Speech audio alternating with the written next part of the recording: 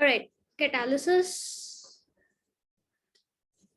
This is very simple. Like the only new thing you'll be studying is mechanism, like how adsorption plays a role in this. Tali, there? Okay, we'll start. So catalysis, obviously the word comes from catalyst. You all have like dealt with this word before. What do you mean by catalyst? A substance that Helps the increases the rate of the reaction Hmm. and gives the products quickly. And also decreases the activation energy. No, like another Without itself getting involved in the reaction. Yeah, without itself like it gets involved in the reaction without itself changing or being affected. It doesn't get affected in the reaction. So substance that increases rate of reaction without itself being affected during the reaction. So pehle jaise liya, catalyst ends up in the exact same way. The reactants changes into products.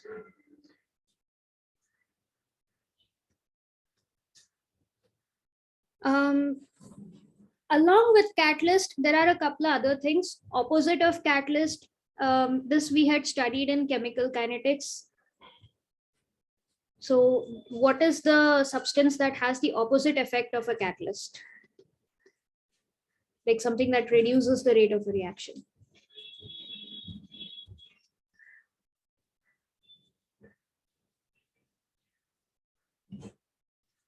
So opposite of making it effective is inhibiting the reaction. So what is the substance that inhibits a reaction? Inhibitor. Inhibitor. Yeah, it's very literal, as literal as that. Okay. So this catalyst and inhibitor, both of these work directly on the reactants. Yeah, they directly affect the reaction. And then you have two more types of substances. So one is a poison, and the opposite of poison is a promoter. So poison also we discussed when we were doing chemical kinetics. Do you remember what this is?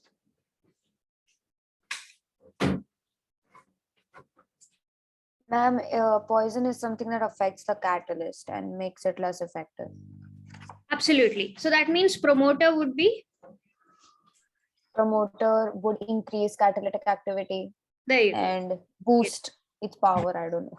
Yeah, absolutely. So this makes a catalyst ineffective.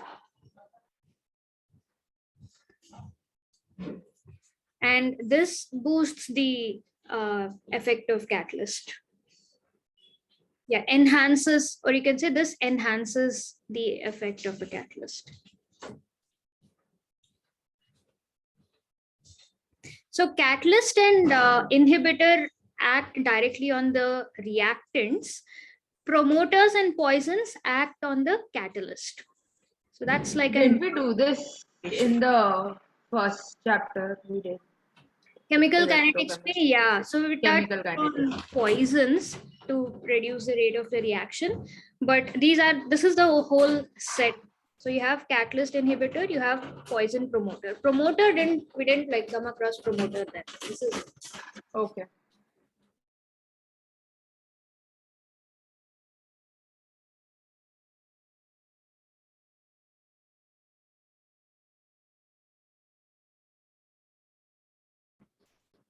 guys, do you hear any disturbance from my end?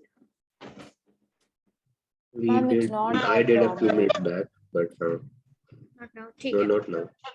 Cool. That's good. After, yeah, this is like basic terms. We'll talk about catalyst, promoter, whatever. Like these are the things associated with catalysts. So then action of a catalyst. This we've already come across it in chemical kinetics. Let's just revise it in short.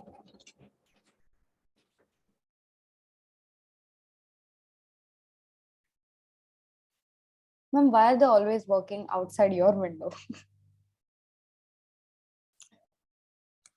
It's a whole building. I guess it's some reconstruction sort of thing going on, perhaps. Yeah, it's So a time to renovation. lagega na. Like cemented parts of the building, and now they're like watering the cement, so it's like all the water falling down. It's the ledges and the things that are outside. Yeah. All right. So action of a catalyst. Do you remember how catalyst enhances the rate of a reaction, or how does catalyst get in? Oh, catalyst acts as an absorbent, Huh? I think. Vent or bait? Vent. Adsorbent, yes. I mean, but no, as in the mechanism is that it's something on those lines, correct? In the Absolutely. catalyst, like I think we did this yesterday, right? We did that hydrogenation reaction where nickel was the catalyst, and then hydrogen comes and forms like van der Waals force in the like very weak chemical bonds with bond, the yeah. nickel atom. Yes, with the nickel surface, sorry, the metal surface. And then I think what was it? It was like a hydrocarbon that again forms the same weak chemical bonds with the nickel surface, but they form a very strong covalent bond between hydrogen and the carbon atom, and then we get a hydrocarbon. Correct. Yeah. So yeah, you explain the whole process. If you had to write it like not as a paragraph but show it in terms of a thing, this we have already checked in chemical kinetics. So the reactants basically form a bond with the catalyst.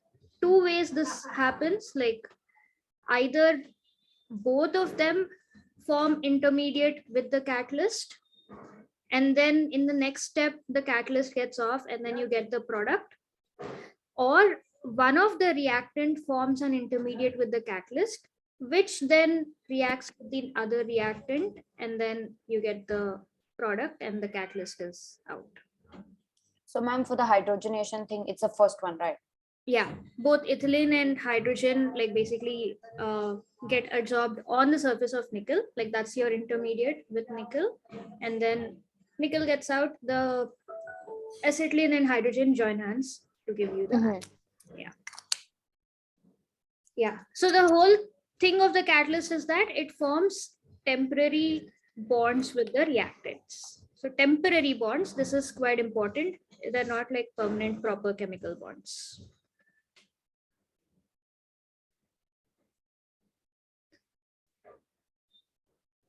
Okay. Poison.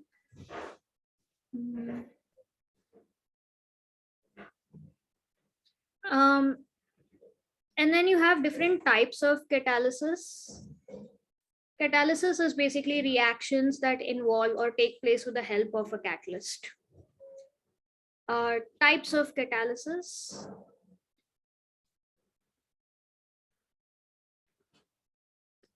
One is homogeneous,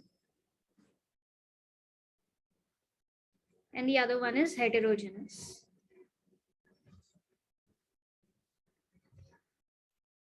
Okay. You have done this again in equilibrium, like the terms all are repeating, just that the context is changing. Can you take a guess what homogeneous catalysis would be? Same kind of catalyst Can you thing repeat? every time. The same kind of catalyst every time. I mean, I know the same thing, but I don't get the context.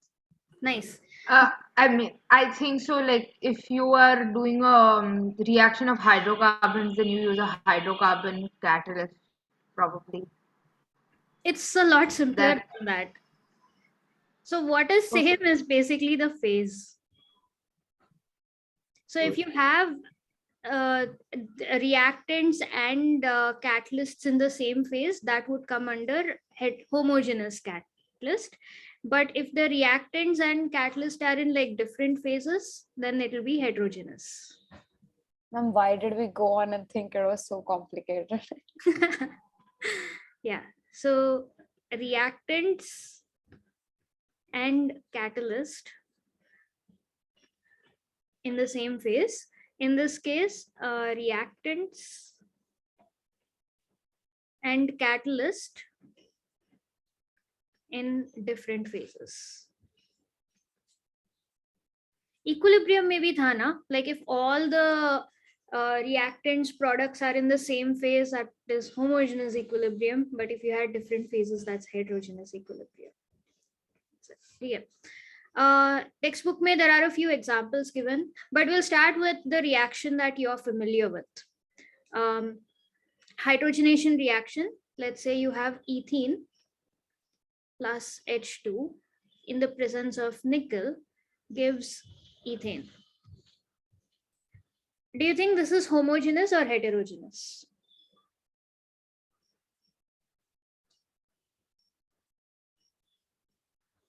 Let's take it step by step. What is the phase of heterogeneous, right? So what's the phase because of ethene is a gas. Ethene is a gas. Hydrogen Is a gas. And nickel, But that'll be solid. Solid. It is proper metal. So gas versus solid, because they're in different phases. This whole thing, like this particular reactor, this would come under heterogeneous. Yeah. So similarly, you have like other reactions also. Esterification reaction. Or the inversion also, like inversion of cane sugar is an example that you've given. So inversion, this reaction we've seen earlier also.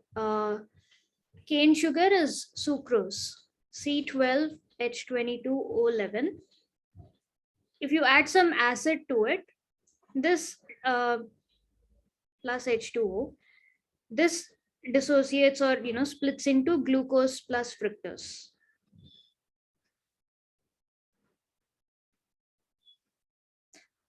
What do you think? Like what would this be, homogeneous or heterogeneous?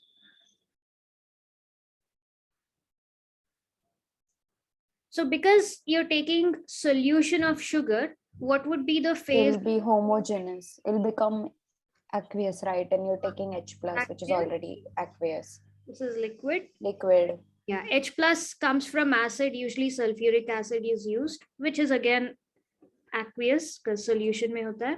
And since you're doing all of this in water, the products that you get also will be in aqueous state. Aqueous matlab all of them in liquid state, which is why this reaction will come under homogeneous equilibrium. This is an example. This is an example. So there are a few examples given for homogeneous and heterogeneous. You can just like it's pretty straightforward. You can just note this down. I'll just like Miss, for 1 second, can you go back to the first screen?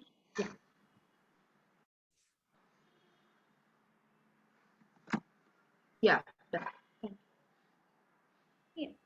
So examples of homogeneous all-in-one may there's 3 reactions given. I'll just like display it. You can just write down the reactions directly. Be properly organized. There you go. Yeah, 1, 2, 3. Just note these down. Ma'am, could you just go back to the slide once? Huh.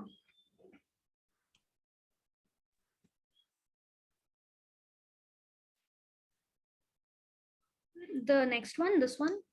Yeah, ma'am, the next one.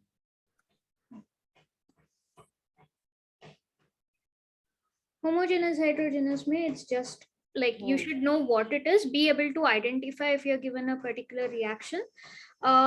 Just in case subjective ke liye, like note, like remember these examples also that are given.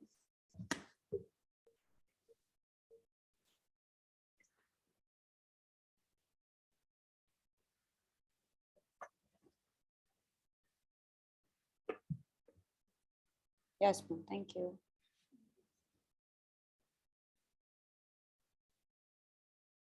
Dhriti, Ansh, once you guys are done, I will show the examples. You can note them down. Just a second, Miss. Almost.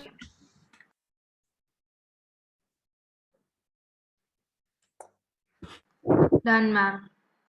Okay.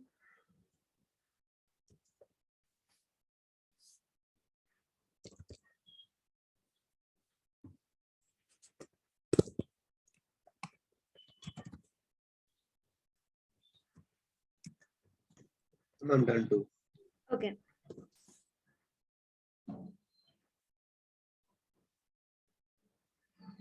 Yeah, so all of these are homogeneous. You can see first one I discussed, aqueous state solution mein hai. The second one, all of them are gases. Even the catalyst is in gas phase, nitrous oxide, nitrogen oxide. And then third one is again, this is again reverse of esterification, hydrolysis of esters. So this is also this thing. Even esterification for that matter would be aqueous only, because reactants, acid, alcohol, you take in solution, and the acidic medium, H2SO4 or HCl, acid also, you're going to take it in aqueous. This thing. So one small correction, यहाँ पे everything is given as like liquid, liquid, liquid, liquid, but this needs to be aqueous because all of them are in solution. HCl also, you're not going to take pure HCl. This will also be aqueous. So just do that correction. Water is water, so that will be liquid. So this is aqueous.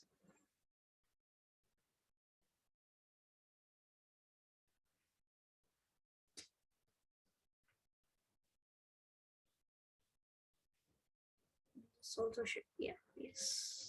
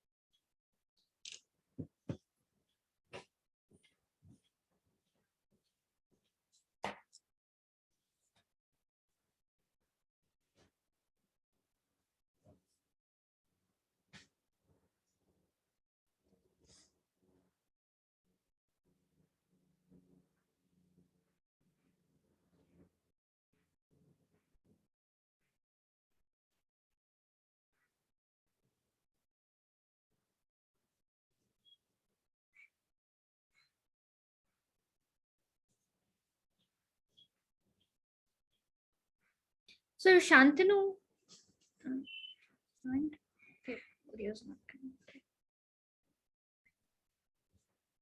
Okay, so Shantanu, we already. Yes, I'm done writing. Okay. So we already started catalysis. Watch the recording. You can start from the next part onwards. So we'll talk about. There's two types of catalysis: homogeneous, heterogeneous. These are examples of homogeneous catalysis.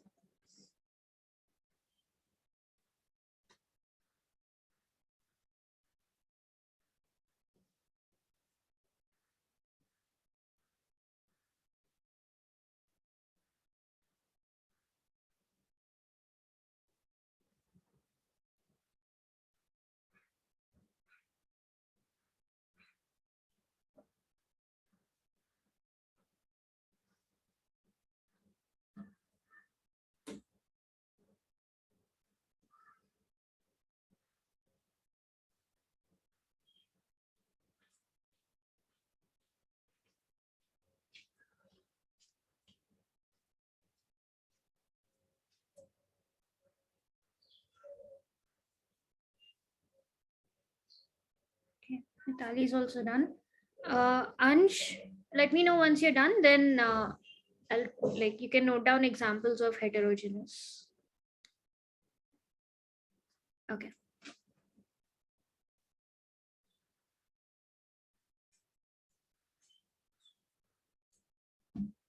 Here examples.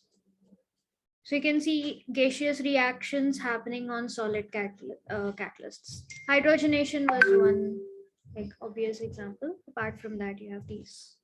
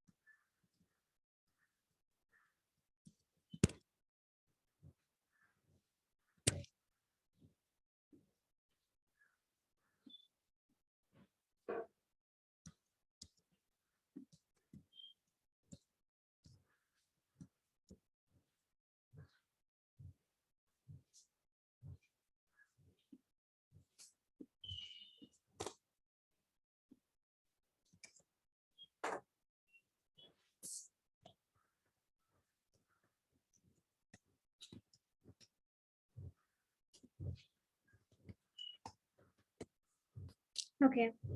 Dhriti, Ansh, finished noting down? Yes, ma'am. Yes, ma'am.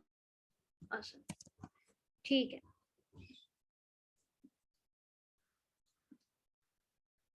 So these are the two types of catalysis. Now, action of catalysis, like where adsorption happens into picture. So there's something called adsorption theory of catalysis. Is that what it's called? Huh. Adsorption theory of heterogeneous catalysis.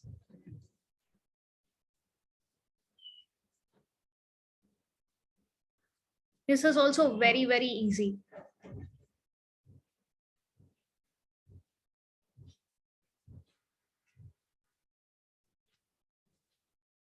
So this basically explains the mechanism of where adsorption comes into picture in catalysis.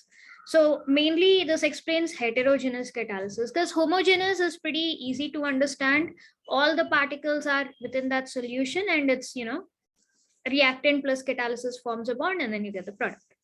For heterogeneous, like you have gaseous reactants, how solid helps or catalyzes. So this is going to be a rehash of what I explained in the case of hydrogenation reaction, except you have like proper step 1, step 2 names for specific things happening.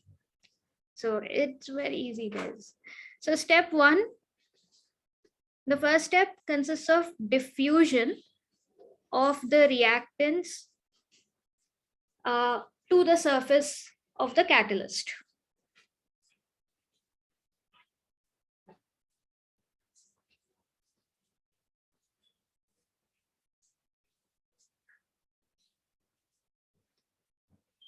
Okay, I'll just,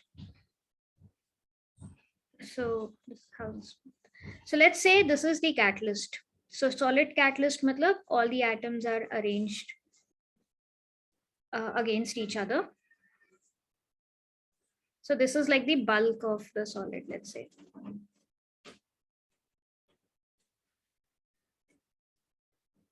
And it keeps continuing on and on. So these are the ones that are available to form the bonds with whatever adsorbate is coming. Like this is where the adsorption takes place. So first, you have the reactants actually coming in, like being diffused over here. So I'll just show it as single like particles, molecular particles. Okay. Then step 2. So once the reactants are diffused to the surface of the catalyst, they get adsorbed. So second step is adsorption of the reactant molecules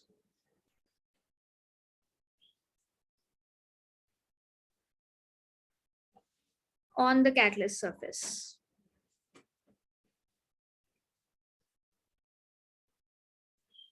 So step 2, I'll draw it in blue.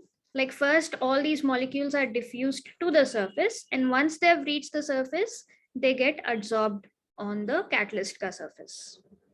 Adsorption matlab like these bonds are formed. Then step 3, I'm color coding each step so that in the diagram, like I don't have to draw it repeatedly, okay? Just for understanding. Step 3 consists of the chemical reaction itself. So chemical reaction on the catalyst surface to form your product.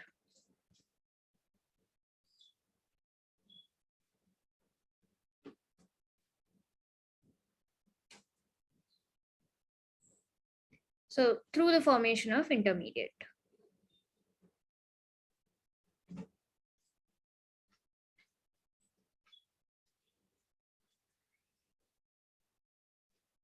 So this intermediate is again like catalyst plus whatever, multiple reactants. So these bonds forming would be step 3.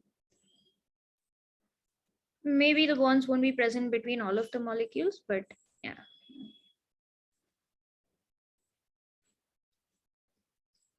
So these two, like there's a bond formed between these two. So this molecule plus this molecule plus the reactant molecules involved and the bonds formed, this would be like an intermediate. So this is where the conversion is happening. That's the chemical reaction step. Then step 4, desorption of the product molecule from the catalyst surface. So it's like mirror image of whatever steps have been happening.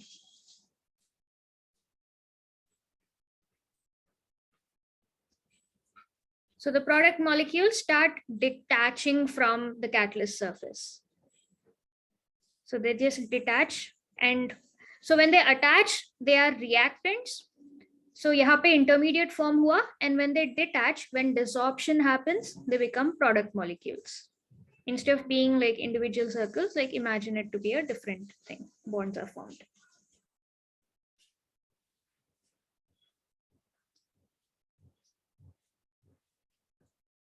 And finally, step 5.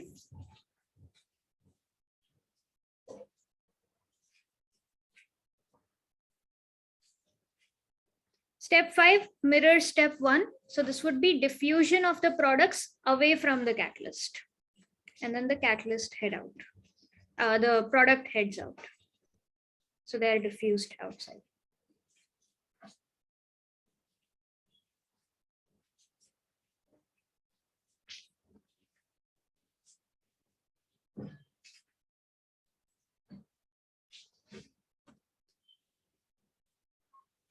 Okay.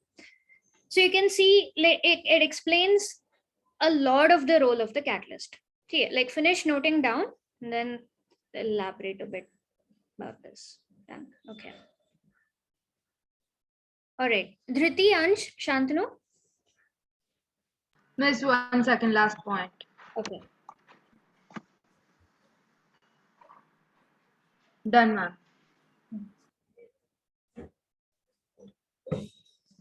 Oh, yes, ma'am. Okay. So just Done, ma'am. so going over the steps once again, it is very intuitive, very logical. So reaction hone ke liye, first these molecules are diffused towards the catalyst ka surface. Then they get absorbed on the surface. So once they are absorbed, they're all close to each other. So the new bonds start forming, which is the chemical reaction. So at that time, you have the intermediate being formed because they're attached to the catalyst also, they're attached to each other also, all of that's happening. Then once the new bonds are formed, because this is more stable, they dissolve, like desorption takes place. So desorption is the opposite of adsorption. So adsorption is accumulation, matlab desorption is like getting away from the surface. So these bonds like start breaking during desorption. And then step 5, once you have the product molecules formed, they fly away, they diffuse away from the surface. So you can see that this whole catalyst ka surface, the solid catalyst, has remained as it is. There is no change. All it had to do is catch these and then release them again. So once they are caught, then the reaction happens, the change in the bond structure, all of that happens, and the products will diffuse out. So this is the adsorption theory of how heterogeneous catalysis takes place.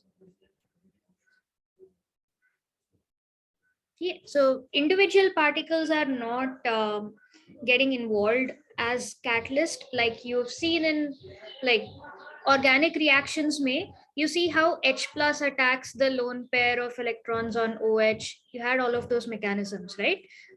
So when it comes to homogeneous, this thing, this is the process that takes place. So the catalyst, be it H plus, be it OH minus, be it any other molecule that is there in the solution, it literally attaches itself to either the first like individual first reactant or like both the reactant molecules. Intermediate is formed, and then there's additional, like there's a water molecule, or maybe this is a charged particle, so the catalyst gets out again, like H plus is deprotonation happens in electrophilic substitution, like that sort of a thing. It gets all up into this thing. That's how it happens. But in heterogeneous catalysis, it happens through adsorption in this way. Okay. Ma'am, can I interrupt you for a second? Yeah. So, I remember doing surface chemistry in school, but I didn't remember doing catalysis in school. So I just realized that it's not the part of the portion for term 2. Yeah, like catalysis is not there. They've jumped directly. So yesterday, I think we did up till adsorption. Yeah, We completed adsorption entirely, and we did adsorption isotherm. That was the last topic we did, correct? So after that, they've straight away jumped on to colloids. What are colloids? Oh, Macromolecular, I think yes. micromolecular, something like that. And then there are certain effects of colloids, I think, or of adsorption. I'm not really sure what they mean, but that, Properties of colloids here, and yeah. yes, that. So we don't have this. I'm sorry, I realized it so later. That's okay. It's a simple topic, and we've done like 80% Yeah, of it. Absorption theory, correct. yeah, bus features and zeolites say that anyway it's not there. So, all right, let's get on to colloids then. Colloids is going to be it's like really big and intense. Anyway, we'll end catalysis here. There's nothing else beyond this. You got the mechanism, you got the types. That's it. All right. All right. Are you guys like ready to start colloids? Do you want to take like 5 minutes before we get in? Yes, miss, please. Yes, start, or yes, take 5. 5 minutes. Break, Yeah. I would. Yeah, 5 minutes break. Yes. Okay. 3:17, 3:15 Thana. We'll resume at 3:25. Resume. All right. Colloids. Some facts about colloids you're already aware of. What all do you know about colloids from what you studied earlier?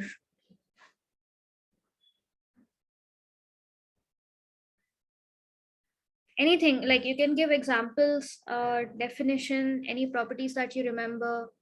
What do you know of colloids like so far?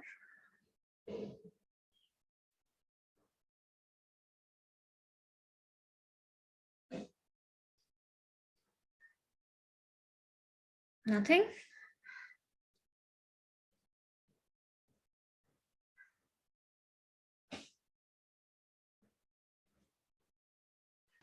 No, ma'am, nothing. Have you heard of the word colloids before? Yeah, in school when we did it, but I barely paid attention. You don't have to like, okay. Have you heard of the word colloids before you got into surface chemistry, like before we started studying this? No. No? Ansh, Shantanu, you guys must be familiar with this, no? Yes, ma'am. Hmm. Solutions. They are a type Types of solutions. Yes, they're a type of solutions, which means it's one thing dissolved or mixed into another thing. But how are they different from like salt water, sugar water? Those are also solutions. Size of particles. Very nice. So you have like bigger or smaller size of particles? They come in the middle, that's all I remember. Yes, absolutely. And that's exactly why they are like a special brand of things. Okay, so you have 3 types of solutions. You have like true solutions, you have colloids, and you have suspensions. So all these 3, like the way you prepare them, what they are, like fundamentally is the same thing. You take a medium, like be it water, CCl4, benzene, whatever it is, and you mix some other substance inside it. They're all like proper physical mixtures. Okay. But whether they fall into true solutions, colloids, or suspensions depends on the size of the particles. So that makes all of the difference. Size of the solute particles, like the thing that you're mixing in it. So iske size पे depend होता है. So solutions, you have extremely small particles, extremely small in the sense within like the atomic size, particle size itself, the smallest. If the particle size happens to be less than 10 nanometers, is it? Yeah, around like less than 1 nanometer, 10 power 6, 10 power minus 9 meters, that ends up being a true solution. And if the particles is really, really big, particle size is really, really big, think of muddy water. Like you can literally see the mud inside water, and you can see it because the particles are like that big enough to be seen with the naked eye. So in this comparison, in the context of particle size, they are really, really large. That is like, that's greater than 1000 nanometers, you can say. Then it ends up being a suspension because the particle is literally suspended in the water. You can literally see that. But particle size in between both of these, like anywhere between 10 to 1000 nanometers, that ends up being a colloid. So what makes colloids special is that the particle is not small enough to disappear off in the intermolecular spaces. At the same time, it's not large enough that it just hangs around and it's affected by gravity and all that. It's somewhere between the two, which makes it like a perfect, it's the perfect middle ground, the sweet spot where it interacts with the surrounding medium in a very unique way. Okay, so that's why you end up having, something like Tyndall effect, specific only to colloids, but not with true solutions or suspensions. So that's like a unique feature of colloids. That's kind of how you identify colloids also. And apart from that, you will study about other properties also. Okay, so this is like basics of colloids. And colloids are not something very scientific, like you come across colloids in your everyday life. Can you think of any colloidal solutions you come across daily Milk life? in water. Milk Milk water. in water. Yes. What else? Milk itself is a colloid. Like milk is made of fats and proteins suspended in water. So base is water. So it itself is a colloid. Soap water is a colloid. If you're like while bathing, come across soap water. Soap and water is a colloid. Kitchen may, like half the things that you come across are colloid, like all the emulsions, the sauces are all colloids. Hollandaise sauce or mayonnaise is a colloid. If you've ever topped your food with whipped cream, that's a colloid. So you're literally, it's a mixture of air, you're whipping into the creamy substance.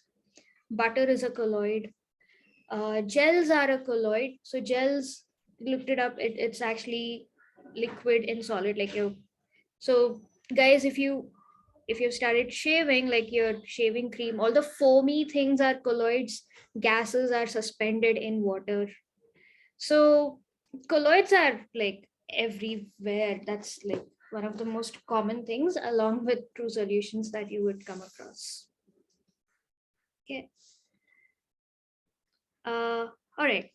So depending on a lot of factors like milk water, soap water is completely different from your foamy shaving cream or meringue, like whipping cream, all of that. So depending on different properties, either the phases of what the substances that you're mixing, or how the particles itself interact with each other, or like within this, by the size of the particles, colloids are classified into many different categories. Okay. How's it going so far, guys? Like your video is off and like following so Yes, far? sorry. I had to like Understanding, ma'am, I'm writing. Okay. Sorry, ma'am. A guy from like the university called me, so like I had to like leave for a second. Okay. All right. So just did introduction to colloids. So how are they different from true solution suspension? Like all of these are related, differ based on the particle size. And we discuss some examples of colloids. Note down if there's, yeah, if everything is clear, we can move forward. Otherwise, definitely ask and we shall discuss that. It's all clear, ma'am. Okay. Ansh, Shantanu, what about you guys? I am done now. Yes, ma'am.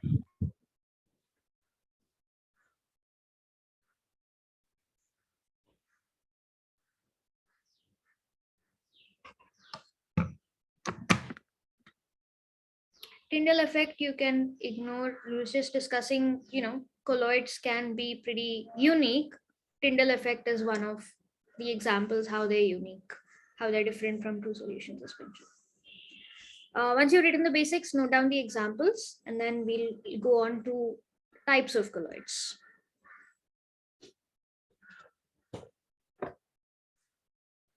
So before we head on to types of colloids, there are two terms related to colloids that you have to know.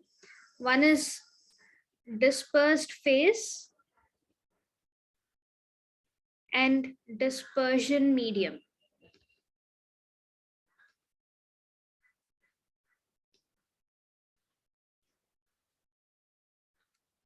Okay, do you know what these mean? Do you remember? Have an idea?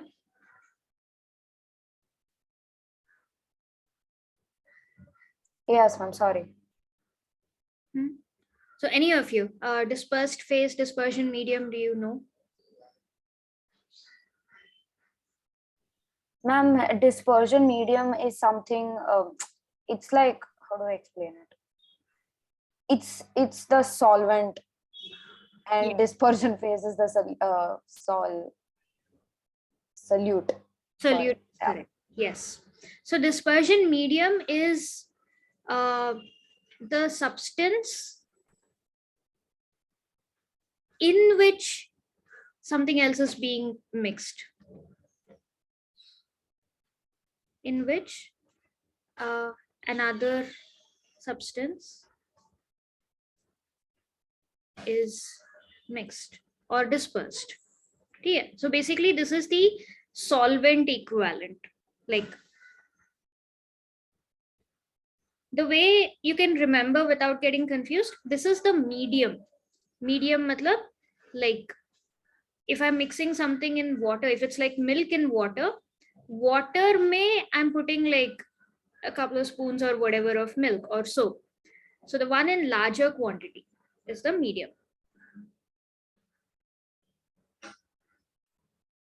And dispersed phase is the one in like the substance that is mixed.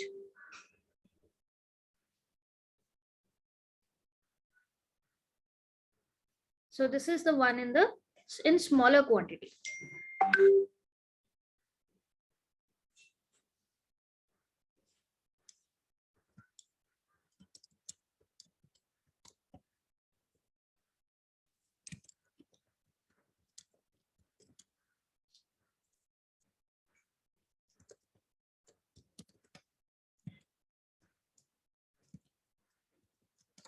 Done, ma'am.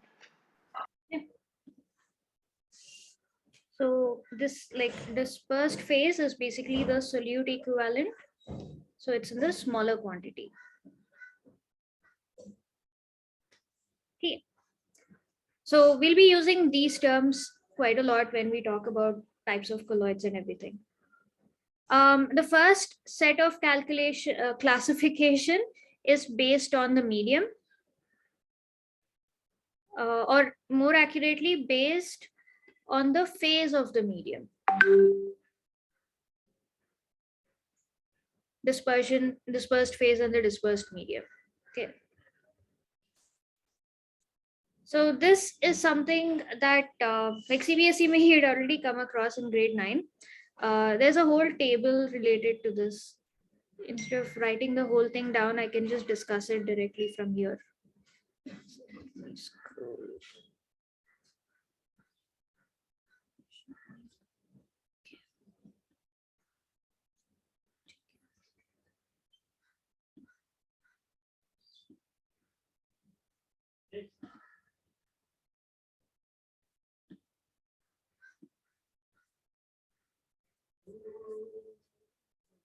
Huh.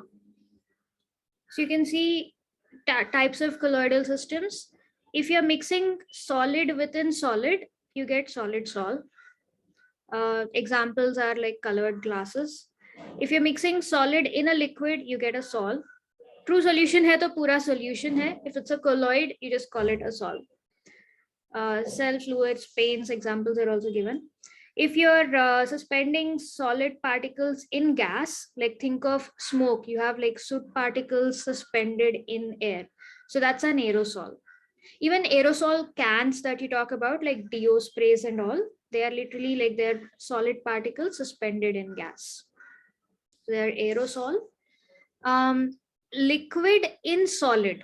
So you have like a solid phase. Usme you're like mixing liquid particles in it. So jellies are an example, butter, cheese. They're liquids suspended in solid. Liquid in liquid is emulsion. Milk, like I just mentioned, it's a mixture of fatty acids and proteins suspended in water. Hair cream, like a bunch of liquids, you mix it together, emulsion. Even your kitchen sauces I was talking about, when you're mixing two liquids together, you create an emulsion, liquid and liquid. When you're putting liquid in gas, think of mist, fog. Oh yeah, right here. So liquid particles suspended in gas, aerosol. So basically, whether you put solid or liquid, if your dispersion medium is gas, then it's called an aerosol. Again, gas in solid, solid sol. Gas in liquid is foam, like gas particles trapped in liquid. I had mentioned earlier, whipped cream, froth, soap lather. Whipped cream, shaving cream, wherever you have like gas particles trapped in a liquid base, so that would be foam. And that's where the word foam comes from. All the foamy things you can think of, they are gas and liquid. It's a type of colloid. Okay. Specifically, you also have aquasol and alcosols. Are you guys noting? I know Mitali, you're noting down. Dhriti and Shantni, you guys noting the table down here? Yes, ma'am. 1 second. Okay. So Yes, finish ma'am. noting down, then I'll talk about the elements.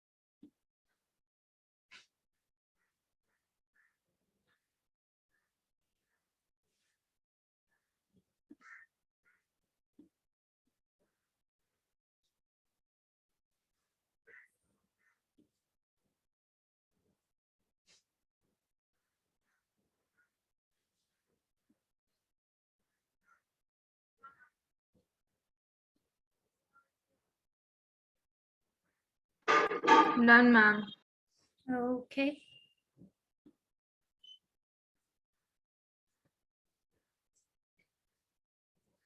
So this is in general, if it is like solid, liquid, gas.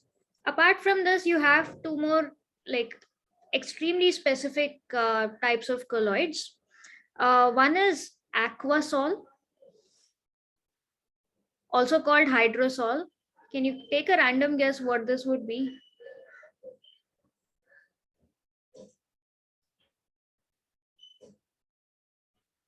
Where do you come across aqua or hydro, these words? Water. So when you're mixing something in water, then that has a special name, aquasol or hydrosol. And other than that, you have something called alcohol. Look at alcohol. So what would the dispersion medium be in this case?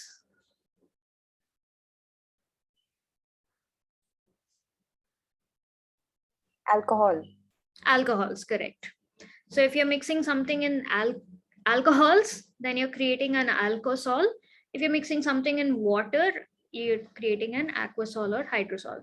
Now these two have specific special names because, again, water being like a universal solvent, even for colloids you use water in a lot of things. So it is, these both are common enough that they got like special names of their own. That's kind of it. Okay, this is one classification. Then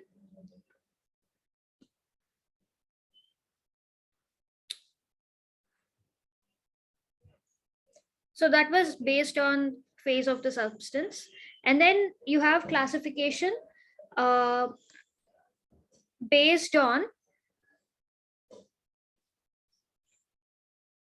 the reversibility. Like, again, this is again based on the interaction of the two, like dispersed phase and dispersion medium. I'll just shorten them to dispersed phase and dispersion medium. Okay, DP and DM. So based on the interaction between dispersed phase, dispersion medium, you have lyophilic colloids and you have lyophobic colloids.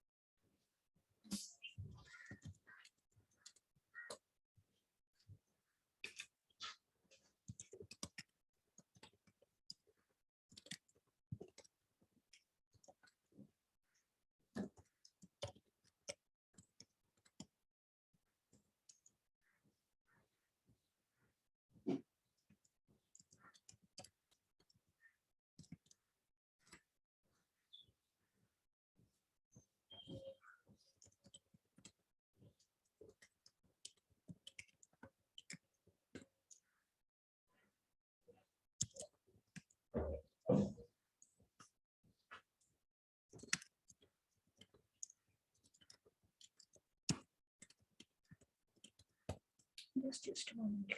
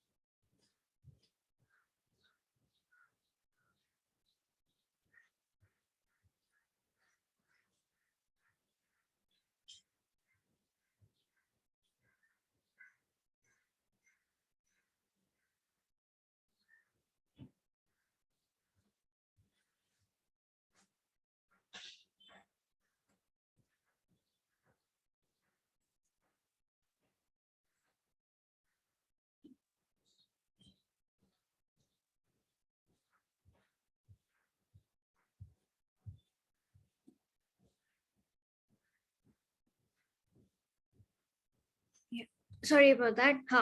So we're talking about types of colloids. Yeah, the classification based on the nature of interaction between these individual particles.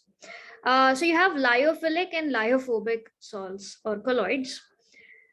What, like, looking at the names, do you guys have any ideas what they could be? Like, what is the difference? Or What's the difference They between? seem Latin words to me, so no, I don't know what that is. They are. Ma'am, the difference. But have you come across the words philic, phobic before? It's like hydrophilic, hydrophobic.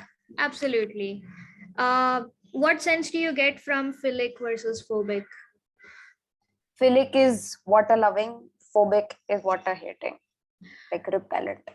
Hydrophilic, hydrophobic, because you have Philic is loving, hydro is water. That is how that Yeah. is. That is yeah. So philic Lio, is just liking and disliking. Like disliking. so lyophilic is like literal meaning is liquid loving and liquid hating. So what happens in lyophilic colloids is that the dispersed phase and dispersed medium, like they like each other. So they basically mix easily. Okay. And in lyophilic and lyophobic, the dispersed phase and dispersed medium, the two liquids or the two things you're mixing, they don't like each other, so they don't mix easily.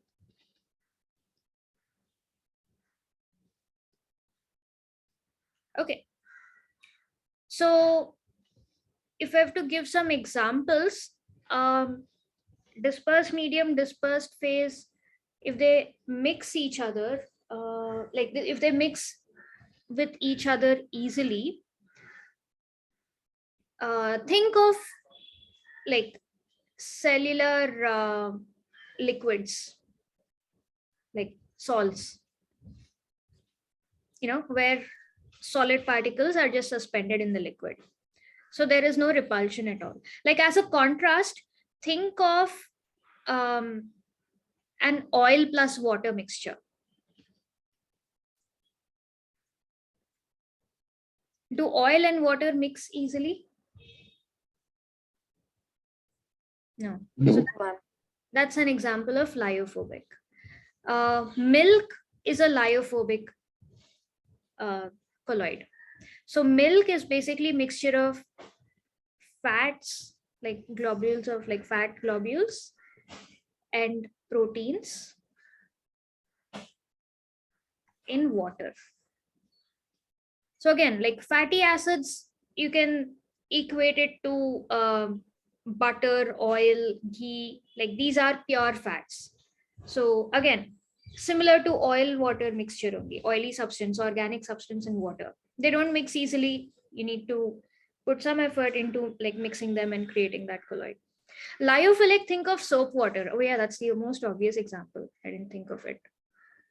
So example would be soap plus water. You have like an ionic end in the soap. So mayonnaise is also an example of a lyophobic this thing. So mayonnaise is literally like you put oil in vinegar. Isn't mayonnaise made from egg whites? Yeah. So the egg white is basically the stabilizer, which brings me to another important aspect. A lot of lyophobic colloids, like oil and water don't mix, like fats and water, polar, non-polar don't mix. So in order to create lyophobic salts, you always need to add an additional thing called a Stabilizer. So Okay. proteins are the stabilizers that help in the interaction between these two. Ma'am, so milk is a combination of?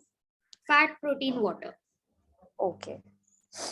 So fat, water, obviously they don't mix, and protein can act as a stabilizer between those two, like preserving that colloid. So proteins, Yes, again, ma'am, amino done. acids, right? So you have like ionic ends also and organic ends also. So that kind of helps in this thing. Another important point about difference between lyophilic, lyophobic is that lyophilic usually would, they are reversible. So you can reverse, like you can separate out using physical this thing only. Like you can separate the components using like physical methods in the sense, you can do evaporation.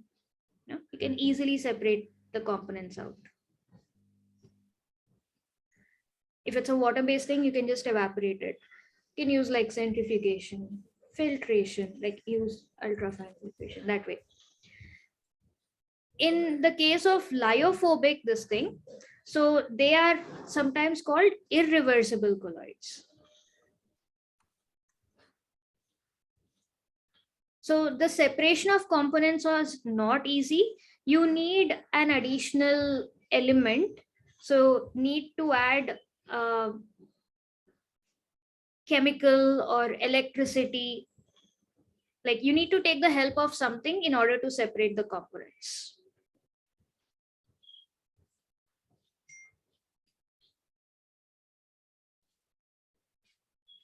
And once you separate it out, you can't mix them again. Like it's like a permanent change. Ma'am, we need to add what? You need to add like an additional like the term used is coagulants.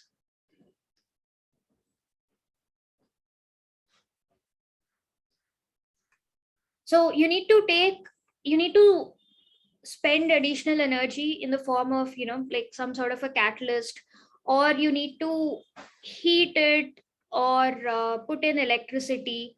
So basically Okay. you can't separate the components easily like in the case of lyophilic.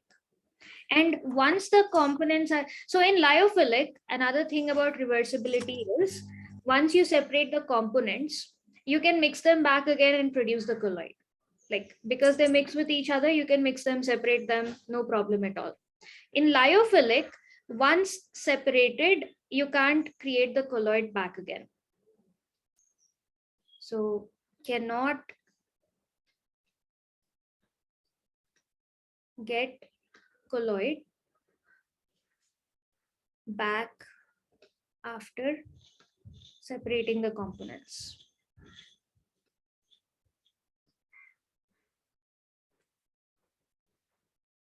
Okay. So make it easy for you guys to understand. Take milk. So if I take a glass of milk, milk itself is a colloid. And it's a lyophobic colloid. Okay. If I add some lemon juice in it or salt, what happens to milk? Ma'am, it splits. It splits into, I think into like two separate liquids, or like a solid and a liquid, something like that. yeah, what do you get at the end of the splitting? Like what does it look like? Have you guys seen in kitchen? Like when Paneer.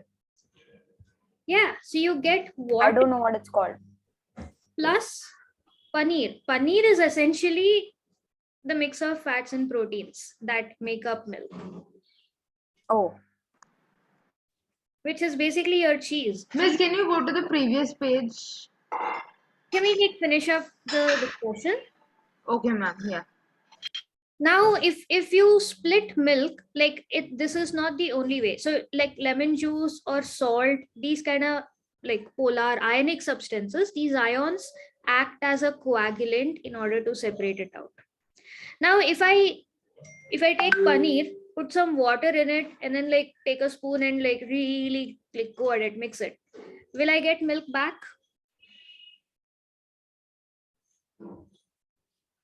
No. So once it's done, it's ma'am, done. because it's an irreversible process. Yeah.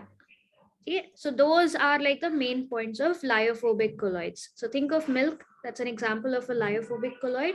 It is made of things like components that don't mix easily, like they repel each other, like fatty substances plus water, oil plus water essentially.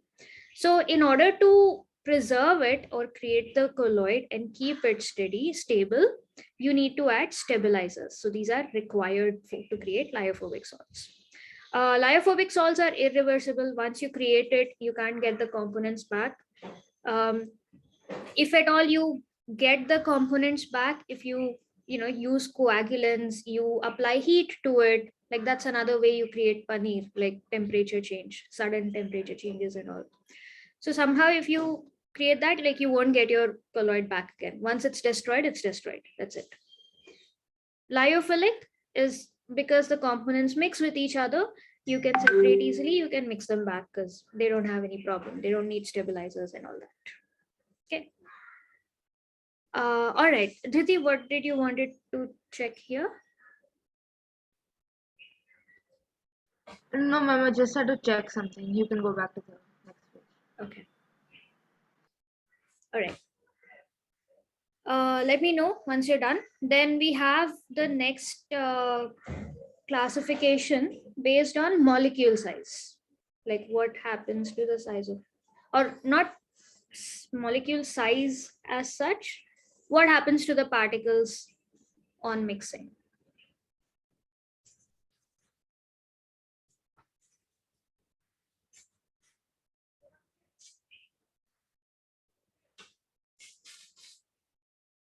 So lyo is general any liquid, like the solvent that you use.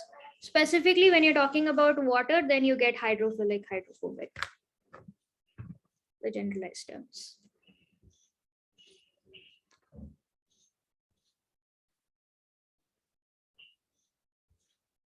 Okay, another point I didn't write, I think like I just said it while discussing. So these are generally stable. These are not stable, they require stabilizers.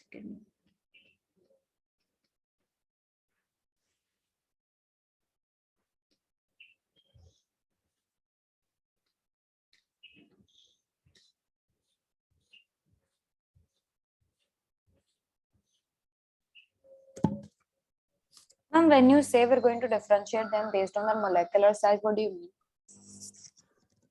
The next part. Yeah. So next we're going to talk about multimolecular, macromolecular, associated. Yeah. So it's Okay. like when you create the colloid, what happens to the molecules? Like what kind of molecules are formed when you mix it? Like in Done, ma'am. yeah. Okay. Ansh, Shantanu. Also, you guys, any doubts on lyophilic, lyophobic, any terms that you did not understand or any like reasoning? Anything Miss, it's basically theory. It's all good. Yes. Okay. Told you this whole chapter is gonna be that way. It's just like introducing you guys to what is what, concepts and theory. Coming to the third form of classification based on kind of particle formed. What is kind of particle formed in the colloid? Here you have like three different distinctions. So you have multimolecular,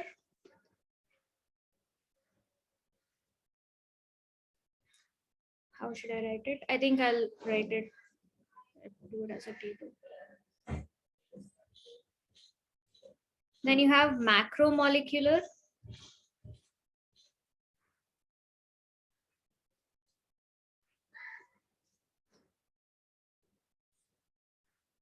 and you have third type is associated colloids.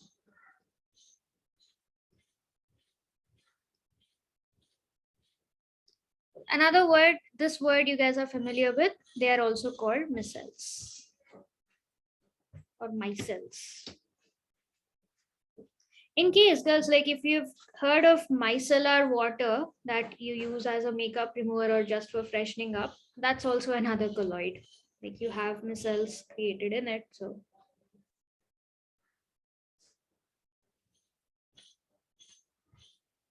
okay, what are like this also you can figure out purely based on the names itself. What do you think happens in multimolecular colloids?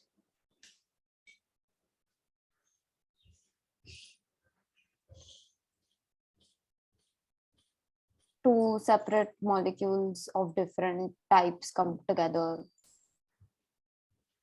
It's not just two separate molecules.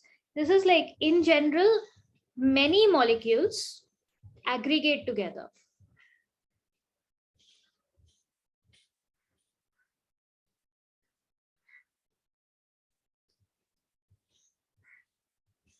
Okay. So multi-molecular, multi meaning many molecules. So basically you find clumps of molecules, like a few thousand molecules, few thousand molecules, few thousand molecules.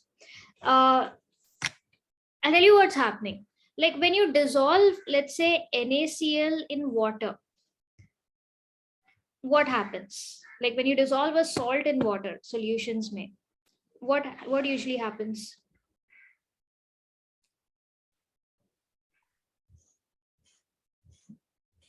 HCl and NaOH. Like, Huh? what? Association. Like it forms like yeah. Na plus Cl minus, right? Like on this becomes aqueous, this becomes aqueous, like in water ka medium only.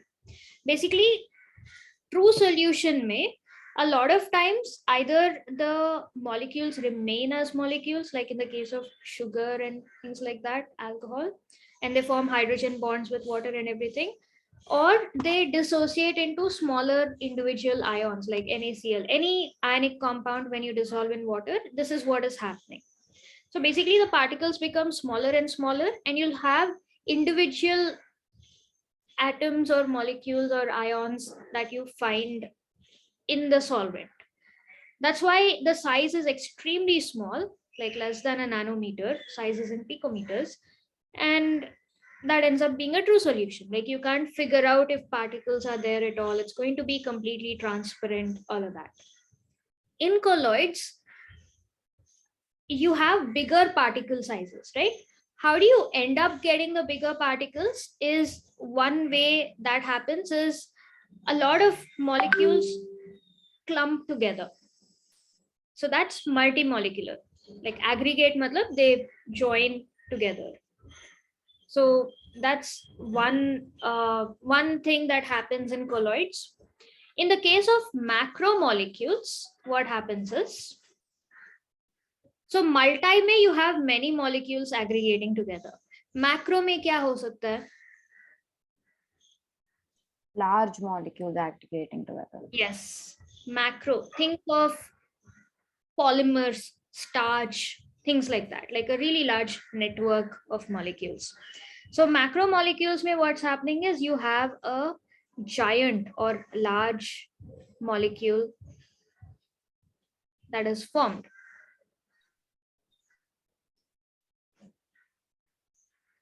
And in the case of associated colloids,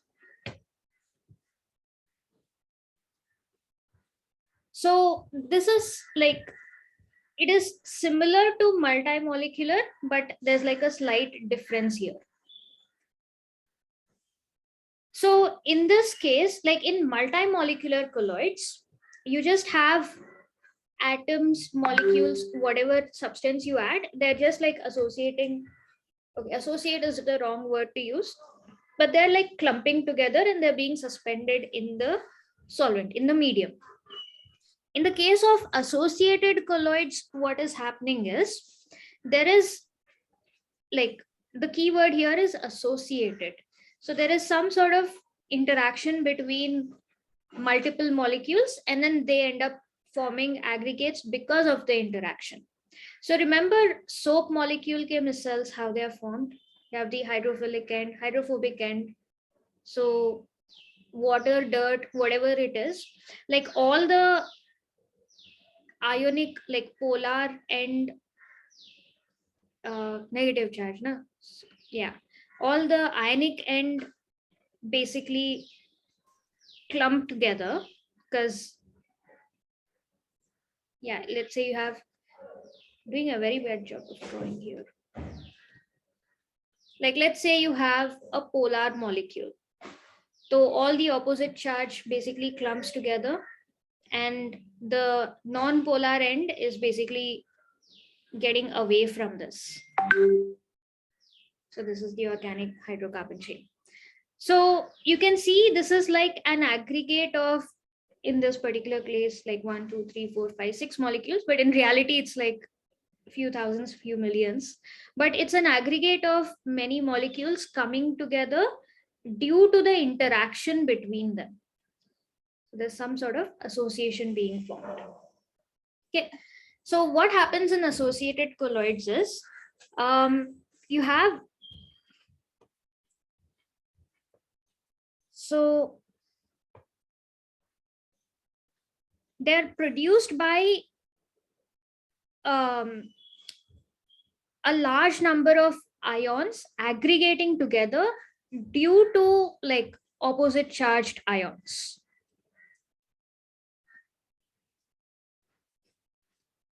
So ions, no, let's say, so the colloidal particles aggregate together, aggregate due to the attraction between oppositely charged ions.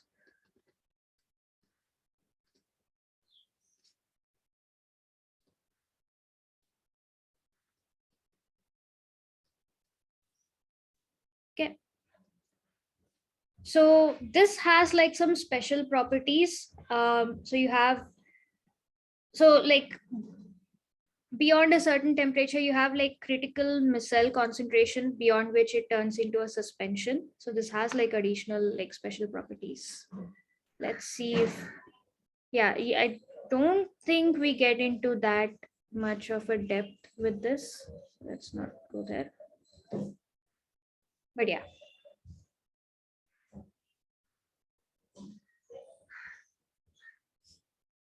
Okay. So at extremely small concentrations, these remain as ions only. Like it behaves like a normal electrolyte, like ionic, like how you put ions into a solution. But beyond a certain point, if you have too many solute particles there, then there's going to be interaction of these charges, and then the like the similar, so the due to the attractive forces, all of these aggregate together and then it ends up being a colloid.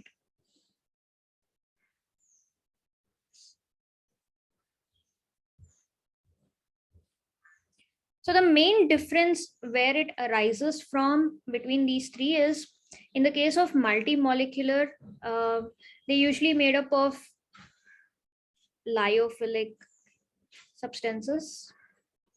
In this case, they're made up of lyophobic substances. And this has a mix of lyophilic and lyophobic.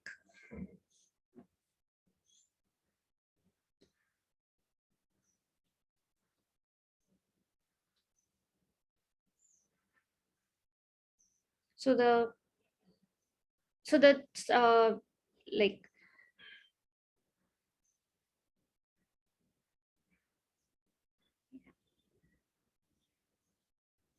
what happened? Is there an issue with the connection, guys? No, ma'am. Okay.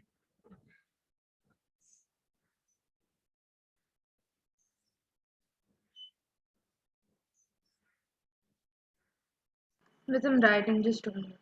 Okay.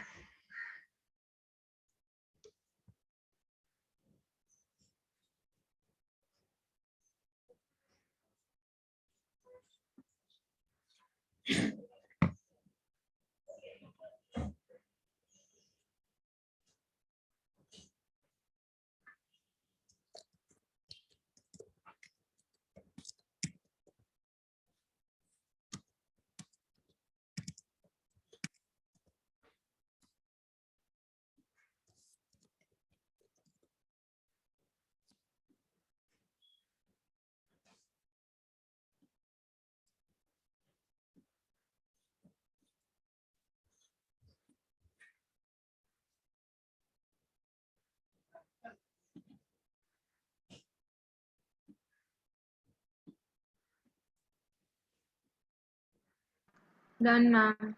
Done? Okay.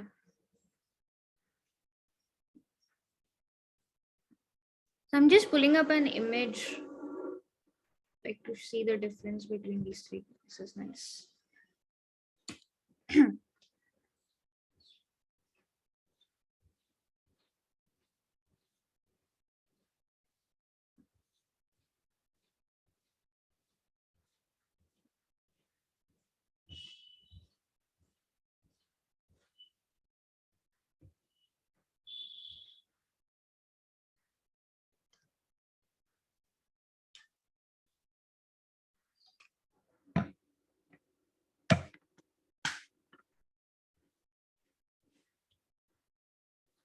Tali, Tritiya done. Ansh, what about you? 2 minutes, ma'am. Okay. No, but actually I'm done. Sorry. My bad. Why? What happened? You sure? Noted everything? Yes, ma'am. Yes, ma'am. Yes, ma'am. Okay. Yeah, there you go. Like colloidal dispersion, you can think of it as multimolecular, maybe another name for it. So you can see multimolecular means it's just a lot of molecules just clumping together, which is what is giving you that colloid ka size. Like if they didn't clump together, it would have been a true solution that way. Macromolecular, you can see, it's basically a solid because it's one giant molecule. It's basically formed a whole network out of the particles that are suspended. And associated thing is different from multimolecular because they're not just simply clumping together. It is due to these the interaction of lyophilic lyophobic things. Like if you had very less concentration of the dispersed phase, they would just be individually happy with each other. But if you went on adding more and more, they'll be forced to come together. They'll like associate together and then they'll form associated colloids. Yeah, so that's like the main difference between all of these three types of colloids. Okay, so gel, silica gel, basalt, zeolites, even starch. I saw an example being mentioned for macromolecular. Starch molecule, like starch, you don't have individual molecules of starch. On adding water to atta, you have like one long network of the like carbohydrate chain, not hydrocarbon, right? So that way. Okay. So then we'll get into, okay, what is the next topic you guys have? Formation of soap micelles. Okay.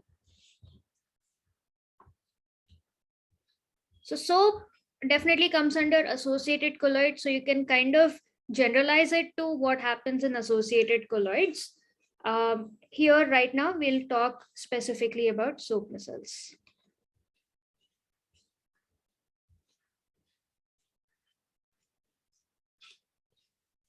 Formation of soap, the basics of it, you guys already know. So we'll just build a little over that.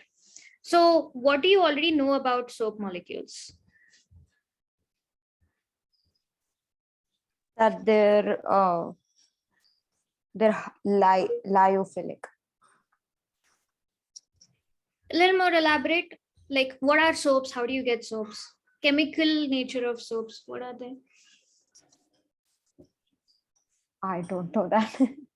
You mentioned hydrophilic, hydrophobic. How do you know those? Oh, like that. Acha, okay. So the Hydrophilic. dispersion medium and the dispersion phase mix easily or interact with each other very easily. That's on a macro scale. Now we're talking specifically about soap. We haven't put it in water yet. We just like took some soap bar or like took some liquid soap. So what do you have in soap? And she was saying something?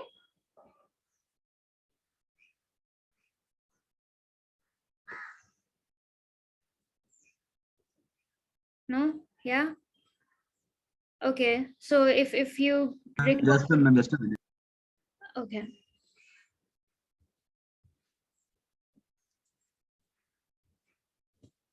Ma'am, wait, you're asking what soap what exactly are you asking the question?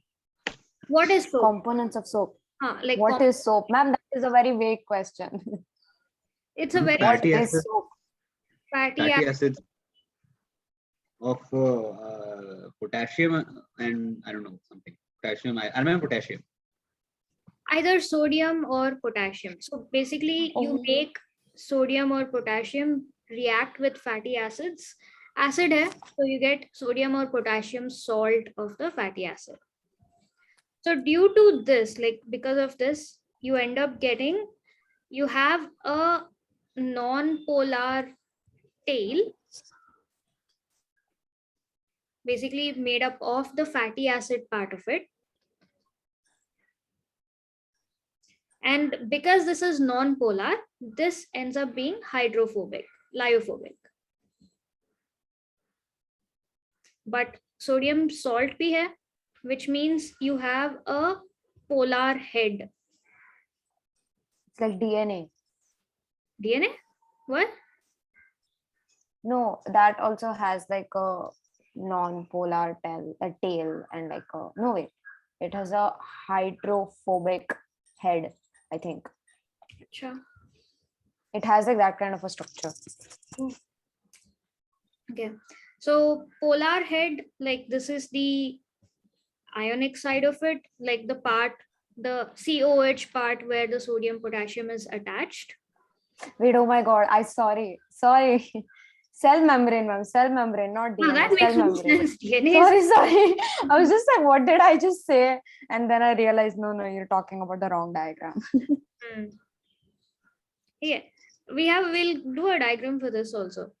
So you have like an ionic end minus, this is where your sodium or potassium is, you have the ionic bond here, and you have the non-polar tail. And squiggly line, because again, carbon chain, tetrahedral structure, if you do it in 2D, ends up looking like a squiggly line. Yeah. Squiggly line. So the thing about missile formation is there are two important criteria that are required for missile formation. Oh, so anyway, we are getting into it.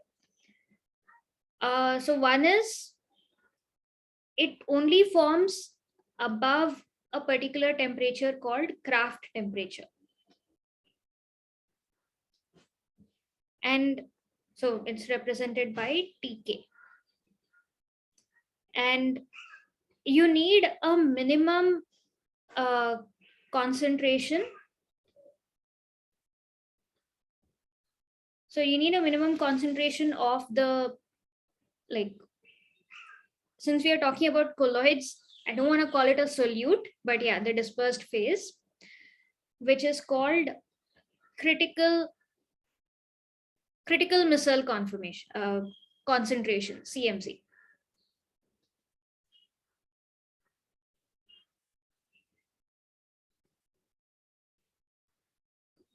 Concentration, short into CMC.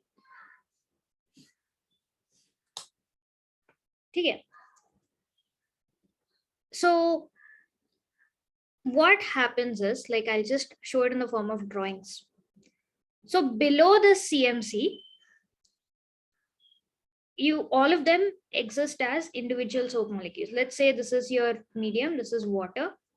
You just put, like, I don't know, 2 drops of soap in like a bucket of water, let's say, extremely low concentrations.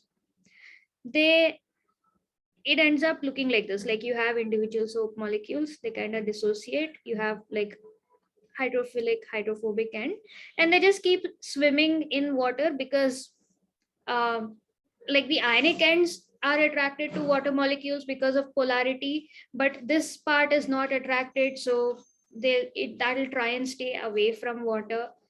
A lot of times you'll see some molecules like just floating above this way, right? But above CMC, like as you keep adding more and more soap into water, so once it reaches CMC, after reaching CMC,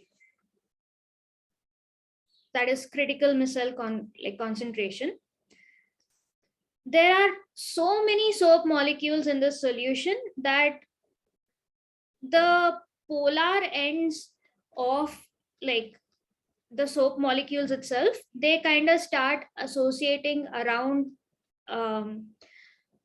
or let's say the non-polar ends, like non-polar dissolves non-polar, like dissolves like, right? So the non-polar ends start getting like attracted to each other while maintaining the polar end outside, which is anyway fine because it likes the water, and it forms like clumps, aggregates of multiple molecules. So that is what we called a micelle. So after reaching CMC, when there's like a lot of soap molecules within the solution, you end up getting associated micelles. So it kind of looks like this.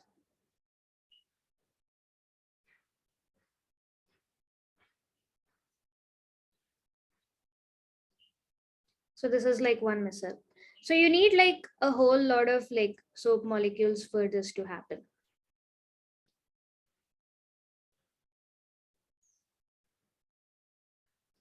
Yeah. Okay, drawing this is taking like a lot of time. I'll just like show the image that's beautifully portrayed. Yeah. So at low concentrations, this is what you see. They're all like individual swimmers. They're just like floating or just existing in water. But once it reaches critical micelle concentration, CMC, they will all like clump together, aggregate together, form these associated micelles. They're all associated with each other.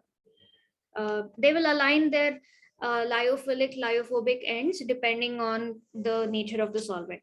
Specifically in soap water, because the surrounding is water which is polar, lyophilic will be outside and inside the lyophobic is all like huddling together. Okay, so this is how your soap molecules are formed. Now, because there is charge on the outside of it, so this is an ionic micelle that is formed. Then you have cleansing action of soaps. Do you know how soaps clean? Like micelles are formed, but how do they end up helping in cleaning? Like why do we use soaps in cleaning substances? Any idea? Ma'am, I think I use soap oblivious to the things that it can do. I just use it. I have zero knowledge about it. Oh, previous grades, previous chapters. Ma'am, I have no Different idea. parts of the missile attached to different parts of the, like the dirt or something. Like It acts as like a coagulant or something like that. Traps dirt. Kinda. Again, it all comes back to the lyophobic end. the ionic end like goes to some other part, and then the They don't separate out, they're attracted to different things, Ansh. Yeah, you're partly correct. Oh, that's what I'm saying. Huh. So annotate. Yeah. So what happens is if you have grease, oil or grease, are these polar or non-polar? These kind of things. non-polar? Non-polar, right? So the non-polar end of the colloids, like they surround the oil particles, grease particles, like that's like trapped inside, or they attach themselves, like at least partially or completely. And because you're washing with water, right? When you wash with water, the ionic polar end is attracted to water, so that basically carries the whole aggregate, and that's why it's important to wash it away, and that's why it's important to agitate. Like that's why you don't just put soap and then you don't put water. Like there needs to be some sort of like, that's what rinsing is. Yeah. And if it is like a polar thing that you want to clean up, some random liquid fell on you, whatever, if it's a polar thing you need to clean up, then the polar thing, water itself will help in cleaning up. You want something stronger, the ionic part of it will act on it and it'll clean it up. That's basically it. So non-polar is attracted to non-polar, polar is attracted to polar. Because soap contains both these components, it is best at cleaning. It will take away everything. Okay. You have different like the soap that you use for your skin is different from the detergent, different from the shampoo that you use. So the funda is the same behind all of that. What they differ in is the strength of the cleaning action. So the little chemicals that you use are different in each case. In the case of soap, you use organic acids, you use milder things, which because you don't want to harm your skin in the process. In the case of detergents like dishwashing, in the case of like, what do you call it? Surf excel and all that, like clothes cleaning, uske liye, they need some heavy duty cleaning. So like there you use sulfonic acids, which are much stronger than your carboxylic acids. So that way it differs in the strength of these individual molecules. That's why they act differently. But the main fundamental principle is that there's a hydrophilic end, there's a hydrophobic end, and you have like these associated micelles forming, which all play a role, like that ends up in the cleaning action. Okay. Clear about this? Yes, ma'am. Okay. What else do you have in this chapter next? Cleaning action ke baad preparation of colloids. Okay, how are you all doing? It's been information heavy. Ma'am, it's simply taking in information. There's not much that we can Yeah. Should we actually look at some questions? Like at least it like will break it up a bit. Thoda to, do. No, we can finish the topic and then look at questions, right, ma'am? it's a long topic. I'll tell you what. So you have preparation of colloids, like preparation methods. May you have like 3-4 methods. Then you have Okay. purification of colloids. Like you learn how to prepare it. Miss, I have a suggestion. I think you should start with the topic and we can finish as much as we want because we have 1 other hour left. Okay. And the questions, because like you said, it's all theories. So, we don't really need your help or assistance on that. We can, if we don't get it, we can directly refer to the textbook and do it ourselves. So, Yeah, makes sense. All right. No, the only reason I asked is again, it's been a lot of information, right? yeah, so then we can take a 5-minute break and then start. But I think we should complete the topic. Okay. I love that there is a 5-minute break. Yeah, we'll start at 35. 35. ठीक है. Okay.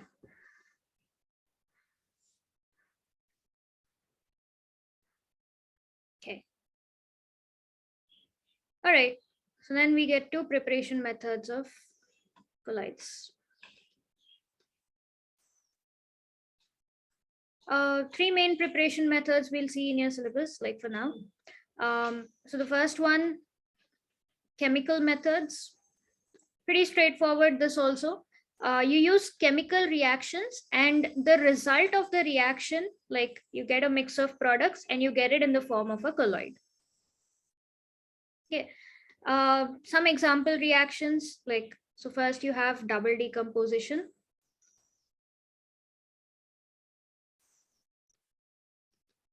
So this you use in the production of arsenic sulfide ka colloid. So this is the reaction. You take arsenic oxide, As2O3, mix it, like make it react with H2S, double decomposition hai. So they just exchange, double displacement kind of thing. So you have As2S3 plus H2O. So the mixture of these two is what forms the colloid. It's a sulfide colloid. Then you have oxidation. Again, oxidation reaction, end of it, you get a colloid. Sulfur dioxide plus hydrogen sulfide, H2S, you get sulfur plus H2O. So sulfur has been oxidized, and yeah. So this is how you prepare colloid of sulfur, like sulfur suspended in water. Then you have reduction. So reduction may you have gold salts are kind of prepared in this way. auric chloride, AuCl3, plus formaldehyde, HCHO solution, gives you gold particles floating in acid. So you have HCOOH.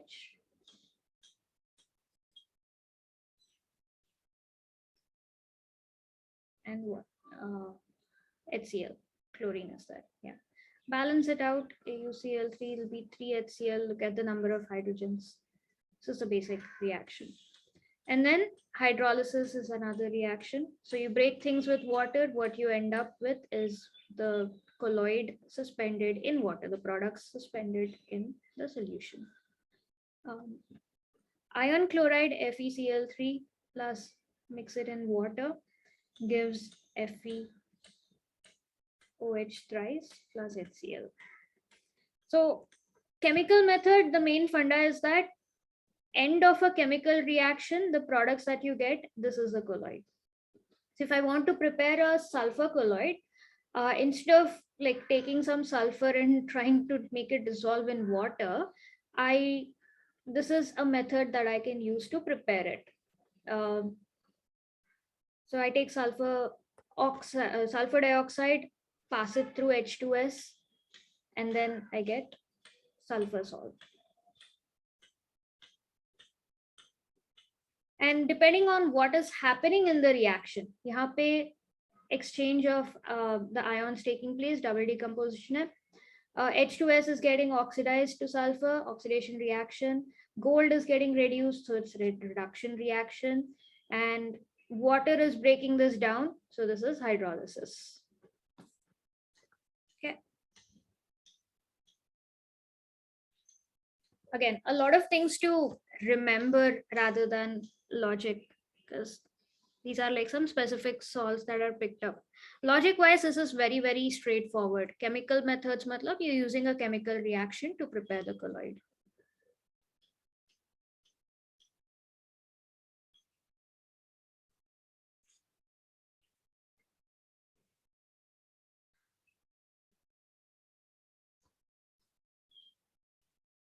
So let me know when you guys are done noting down, then we'll go to the next method. Done, ma'am. Tali and Ansh.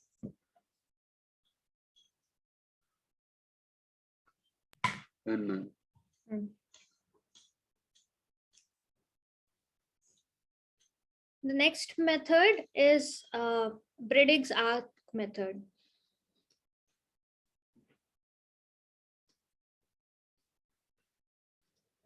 So Briggs arc method, okay, this is like something new. So I'll tell you what are the different steps. I'll just give it in short form. I'll show you a visual of like how it happens. Okay. So arc hai in the name, matlab you are producing an electric arc. Have you guys come across electric arcs before? Like, have you seen it in real life, like, or some YouTube video or something? Or have you done it in physics by any chance? Ma'am, electric arc or Briggs arc? So this method is called Briggs arc method. It involves the use of an electric arc. Ma'am, I've only heard about electric arc because it's used in like separation and stuff like that. And I think in electrochemistry as well. I don't know. Electrochemistry, mein. Okay, I'll have to think about that. But electricity, while you guys were studying, have you ever come across it? Like you have, like if you place two electrodes very close to each other, sometimes there's like an arc formed between these two, like high energy flame sort of a thing, but it's like a specific arc. Like let me show you an image of it.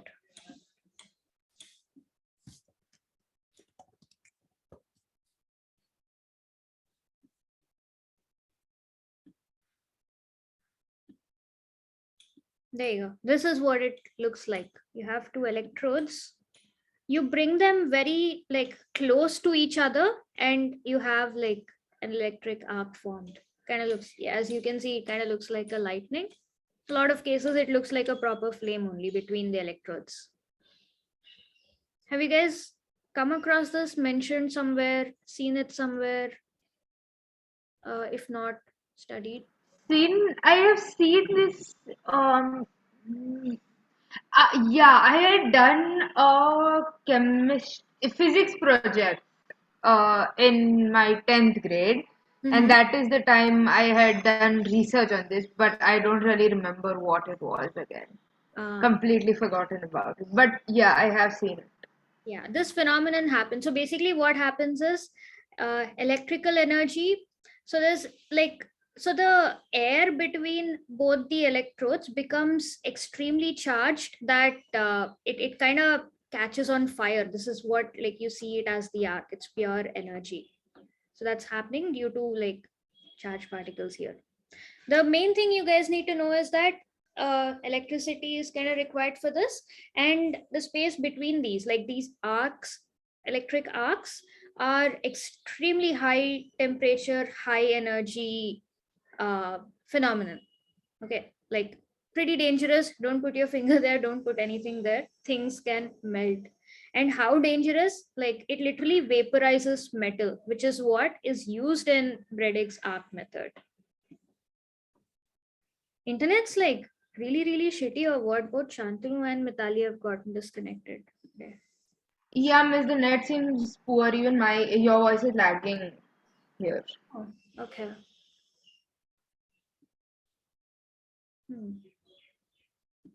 Anyway, this is recording. I'll continue.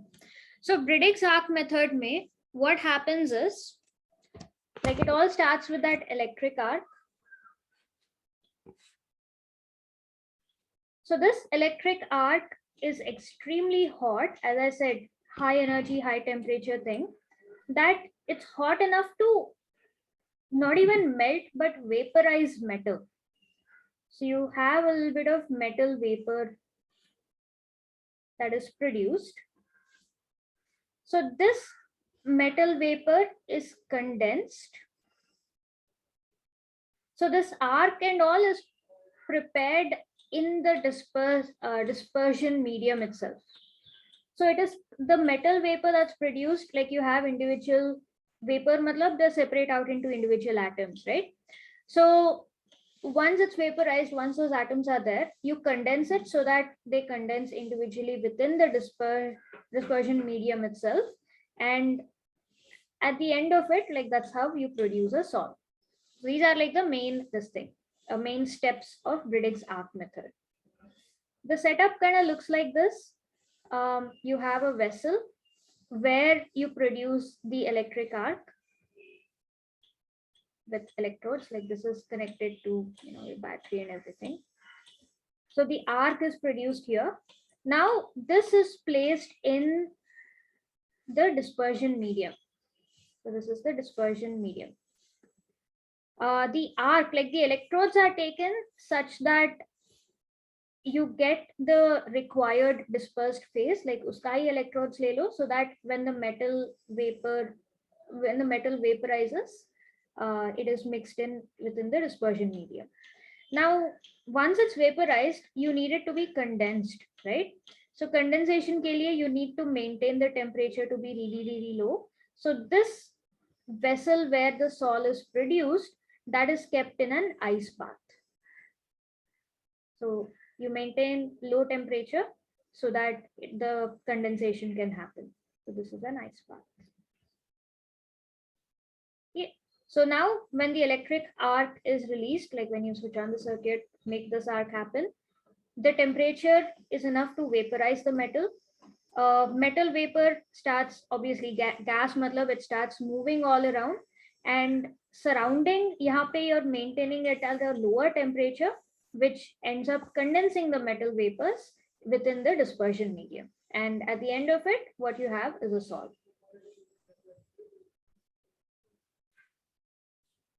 Yeah.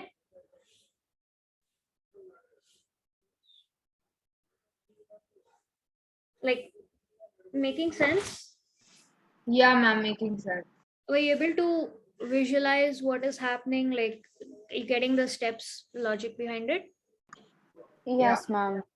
Okay. So you can see there's like a homemade video I came across for Briggs exact method. So it's very, very crude. This is obviously not like industry standard or anything, but you can see this guy wants to prepare a sol.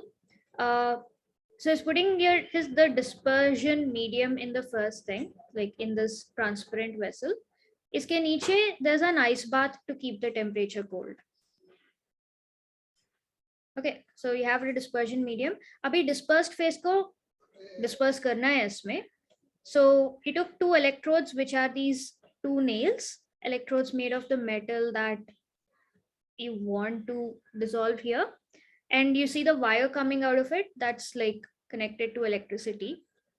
Once the circuit is completed, again, it's not completely closed. You arrange it such a way that you produce an electric arc here.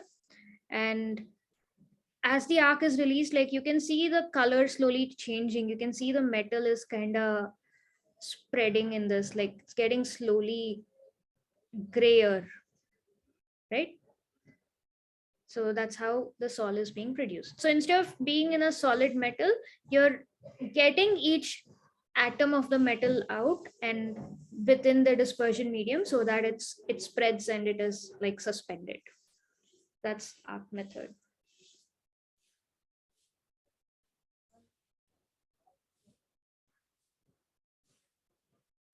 Yeah. So by the end of it, like the whole color has changed. It's yeah.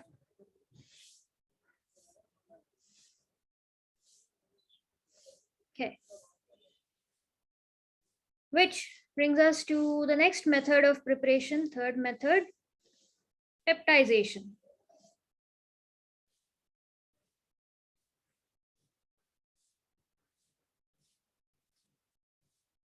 So peptization may this method is used to produce metal salts, because yeah, you can't like dissolve metal the way you dissolve salt, sugar, and all. So this is suitable for that. In peptization, you are converting a precipitate into a colloid. So converting a precipitate, you guys remember what do you mean by a precipitate?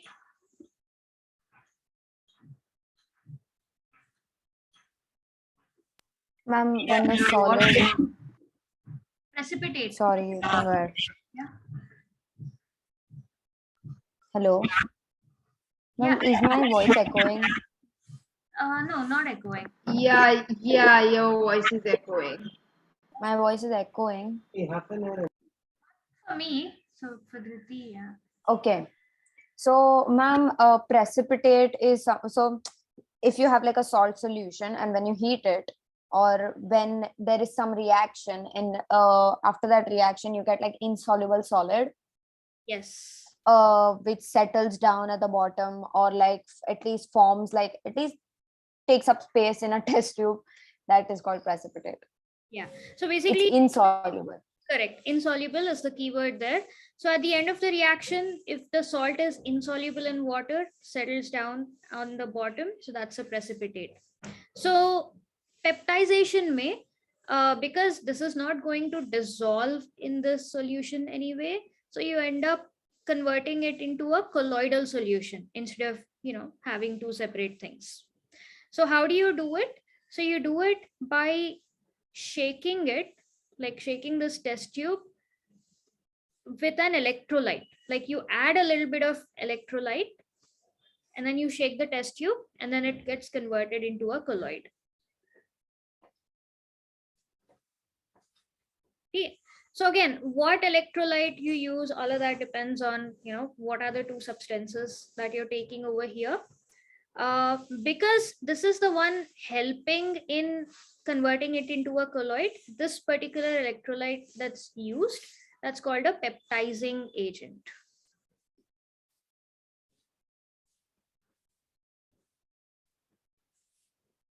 The process is peptization. The substance that's helping in peptization, peptizing agent.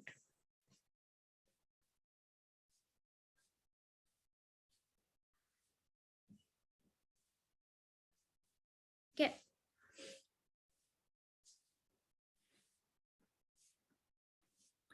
So what happens is, like, how does the addition of an electrolyte help is basically you have all these precipitate, like the molecules of precipitate down here, right? All of them are together. What happens is, the depending on what precipitate this is, it selectively like absorbs an ion from the electrolyte. So it could be the positive electrolyte, basically it's ionic, like you put some NaCl solution, that's an electrolyte. So NaCl solution matlab you already have H plus OH minus Na plus Cl minus ions hai usme. So out of those ions, the precipitate that's here will selectively the precipitate selectively absorbs, so it makes the ions settle on its surface,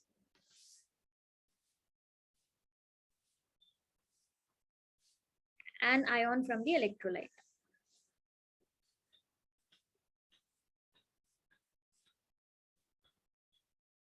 Okay. So imagine I have some precipitate ions, like precipitate molecules, and all of them, like, you know, like a bunch of them absorbed, let's say, a positive ion, like Na plus settled here along with the others, formed bond, absorb ho gaya. So then this overall clump of molecules has a positive charge on it. So essentially it makes it polar, which basically helps in dispersing it. Like when you shake it, this is going to move around within the solution, and then the polarity keeps it in that suspended state. Like that's how you end up preparing the colloid.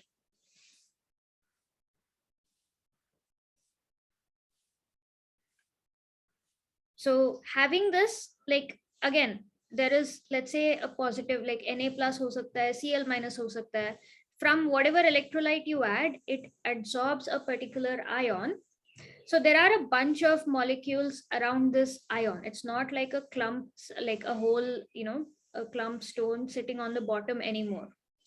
So the addition of the ion basically helps in breaking this down into colloid sized particles, which on shaking, they end up like being suspended here.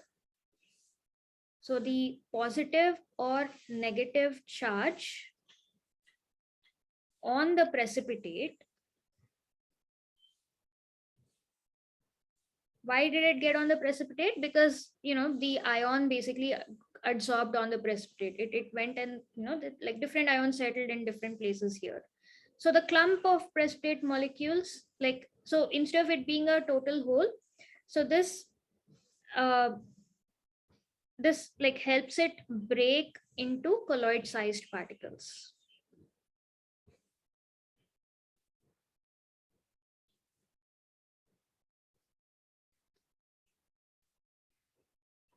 Okay, so this is how you prepare, like this is how peptization method works. So this is one way of preparing a colloid. So different ways to prepare different types of colloids. If you want a metal sol, you use Bredig-Zark method. If you want to create a sol out of an insoluble salt, you can use peptization for it. And others, this thing, like if it's difficult to prepare it by normal mixing, you can use chemical methods. So because the reaction is taking place, reaction is at like a molecular level, right? So as each molecule is being prepared, ends up being a sol, like as a colloid.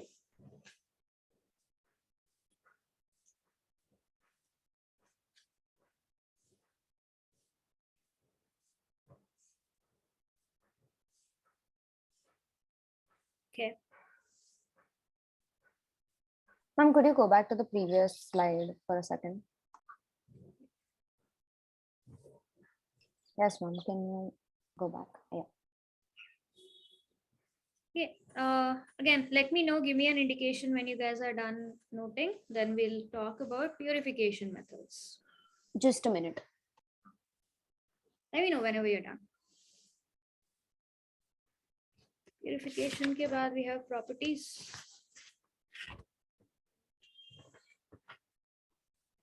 There's a lot. Coagulation, electrophoresis. Colloids around us, you guys. Emulsions is not there, deleted now.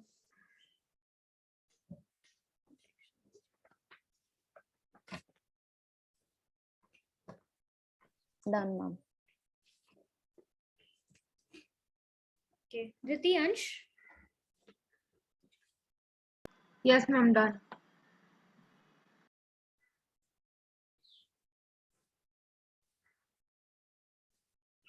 Yes, ma'am. Done.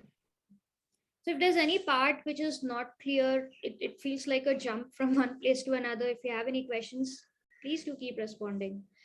And if it's also familiar to you, it's very makes sense, you already know it, still respond, then it won't be boring. Like I won't be repeating the things that you already know. Okay. Okay.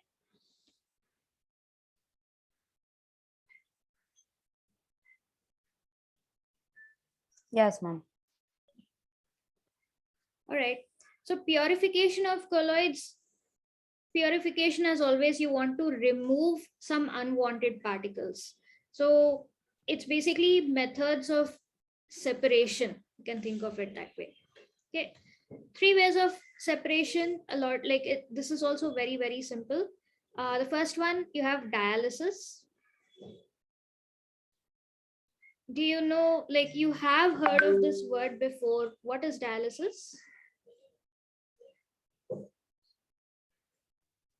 Ma'am, I just know it in terms of like when like a person's kidney fails. It's used to filter out stuff. Yeah, that on some kidney fail. They usually used to Yeah. filter. Yes, It filters out the like what is it? It removes all the toxic materials from the blood and then pumps back like the clean blood. Okay. You guys have used some words here. Yes, filtration hota hai, remove some particles, and then you have clean blood. Is it like your normal filtration that you do, like coffee filter karna, like tea filter karna? Is it No, it's not that filtration. It's based on concentration. okay? Rather than concentration, it like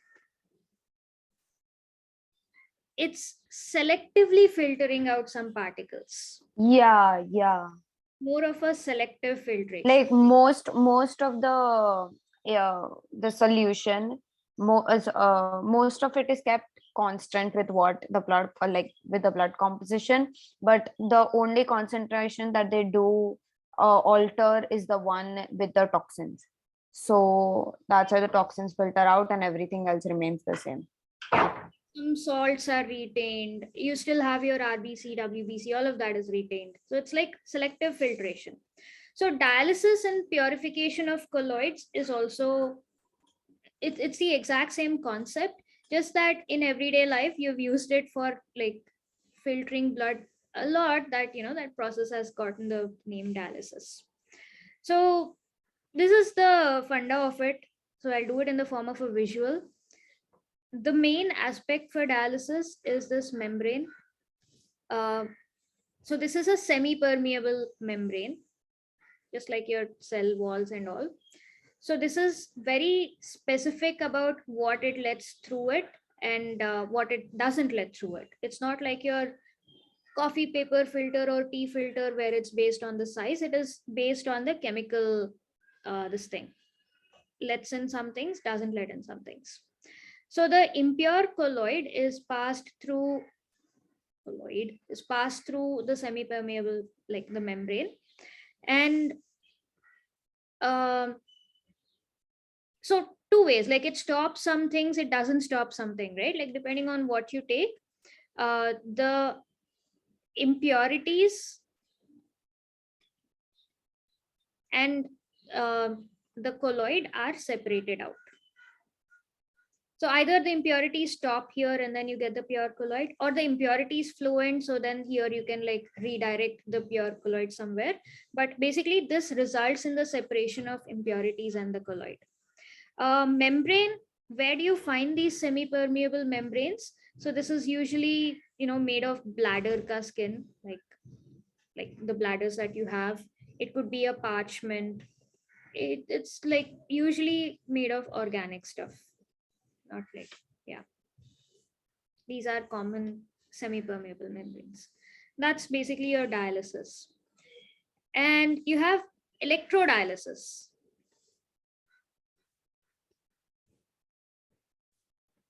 Again, you can deduce it from the name itself. It is like dialysis, except you have electricity. So this is like dialysis, but you have electricity. So you use electricity. So this, again, because you have electricity involved, you can use it in specific cases. So it's used in ions, like if there's any ions that are like peptidization, you saw that in order to create the colloid, you had to add an electrolyte to it. So along with the precipitate, you have these ions also involved in that. So if you wanted to remove those extra ions, you just wanted to have a pure colloid of water plus the insoluble salt, then you can use electrodialysis using electrodes. You use those, you remove those ions.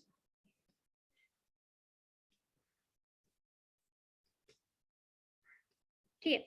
So electrodialysis, let me show you the setup of what it looks like.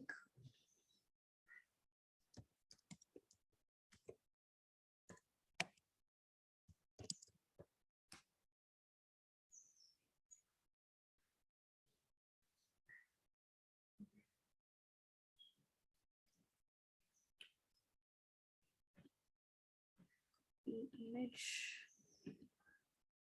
Paste it. This is so tiny.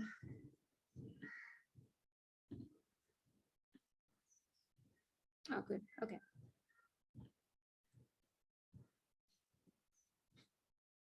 So electrodialysis. Miss, 1 second, can you show that screen? 1 second. Okay.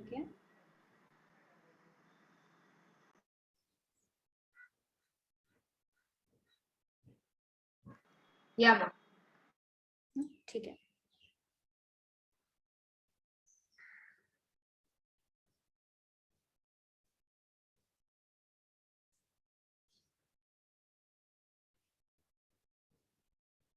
So this is kind of what it looks like. This is like a proper industrial setup, but the principle is the same. Like you have membranes, specific membranes for that do different jobs, because membranes are very specific, what you use in dialysis. Electricity here, so you have electrodes on both the sides, positive charge, negative charge. So electrodes attract specific like ions on specific sites. So you can see some, you have some organic things with some ions mixed in, and you want to remove these ions. Ions are the impurities. Organic substances are not affected by electricity. Depending on the type of electrode present, you can see that sodium is able to, like all the positive ions are able to pass through to the right side where you have the negative ion, and all the negative ions are able to pass through on the left side where you have the positive ion. So you use specific membranes to retain specific ions. Like chlorine, like these membranes are allowing chlorine to pass through, like negative ion is getting attracted, so you see the arrows on this side, but they're not allowing sulfate ions to pass through, right? So that's kind of how electrodialysis works. The funda is same as dialysis, where some substances are allowed to pass, others are rejected. Just that you're involving electricity to it. So the application of this is mainly to remove like ionic impurities from colloids. Okay. Another important distinction between dialysis, electrodialysis, again, because there's electricity involved and electrostatic forces and everything, electrodialysis is a really fast process, but dialysis is an extremely slow process. So this dialysis is slow and electrodialysis is a fast process. These are like some main differences. Okay. Then you have ultrafiltration. I'll just put it in the next slide. It's quite a bit of.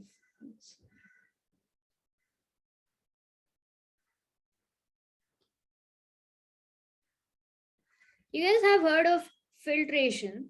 You add the word ultra behind it, and it is exactly what the sense that it gives you. It's basically filtration but on steroids. So filtration may On like steroids. metaphorically. Oh, okay. So what happens during filtration? Like what do you do for filtration?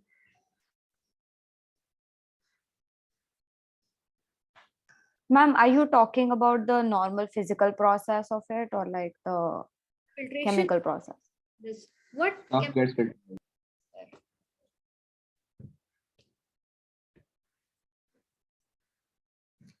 So you use a filter paper which allows Like you put many layers of filter paper, that might be ultrafiltration. no many layers, it's still the same thing, right? Like you still have the paper. You're Yeah. powering You up have like ultra fast filter paper, what filter paper, Ansh? like a way more efficient filter paper. Correct. Yes. You're basically powering up the filter paper. How you're doing that is you are coating the filter paper. Remember, filter paper helps with suspensions. Now we're talking about purification of colloids, which have like smaller particles, right? We can't let them pass through the filter paper. So you need to make the holes in the filter paper smaller so that the colloid particles don't pass through. That's the whole reason why you're treating the filter paper. What are you doing for the treatment? You're coating the filter paper with something called collodion. Sorry. Collodion. So this is the word. So collodion is basically it is 4% solution of nitrocellulose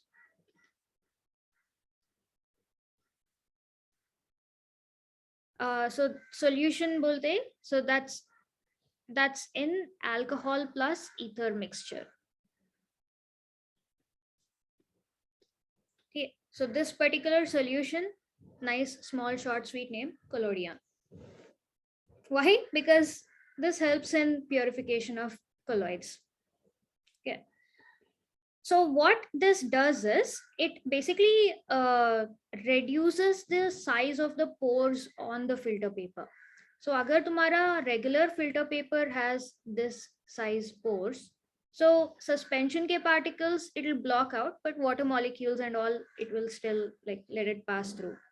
So ultrafiltration may you treat the filter paper so that the size of the particles becomes smaller. So the impurities don't pass through, but the colloid particles, like if you want to purify the colloid, so that's going to pass through. Okay, so this is regular filter paper. This is the filter paper with collodion, treated one.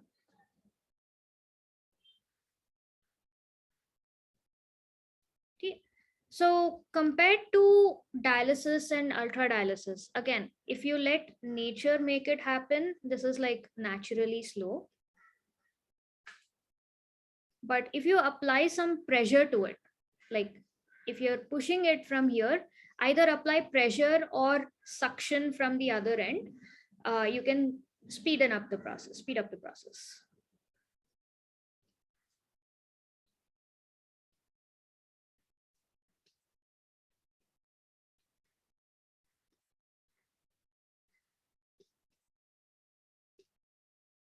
Okay. So once this purification happens, then you can take the colloid that will be left on the filter paper and then mix it in your required dispersion medium to alter the concentration or to prepare like a proper new fresh salt.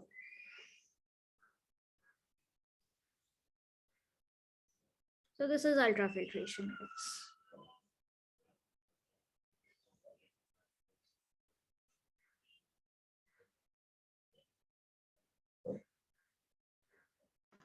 Miss, can I go to the washroom? So, okay, I drew this so you can write it. Basically, what is special about coating this is you get smaller pore size. The points are there.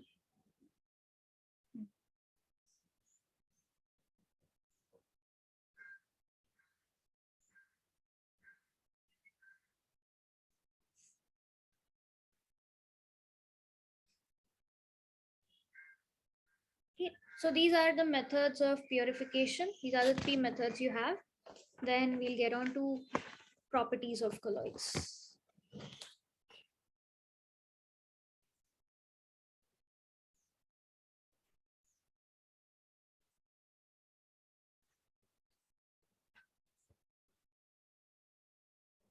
Ma'am, could you go back to the previous page for just a second? So 3, I've put it in the next page. So Yes, ma'am, done. electrodialysis and ultrafiltration. Properties me, I can see. So charge on colloidal properties is like pretty intense. And electrophoresis is something new. So that coagulation. Okay.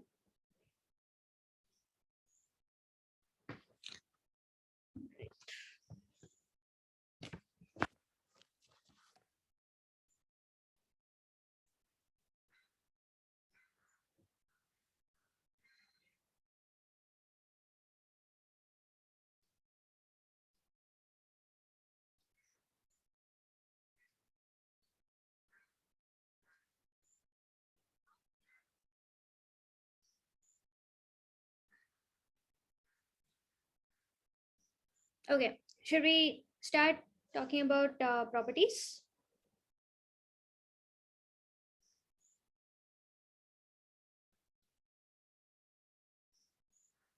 Yes, ma'am. Done writing, ma'am.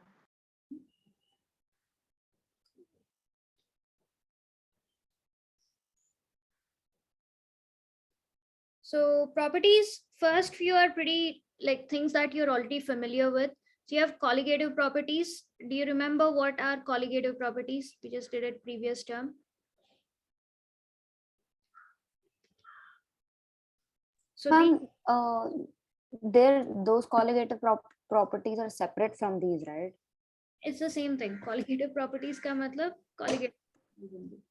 So relative lowering of vapor pressure, elevation in boiling point, depression in freezing point, Yes, lowering of vapor pressure, and osmotic pressure.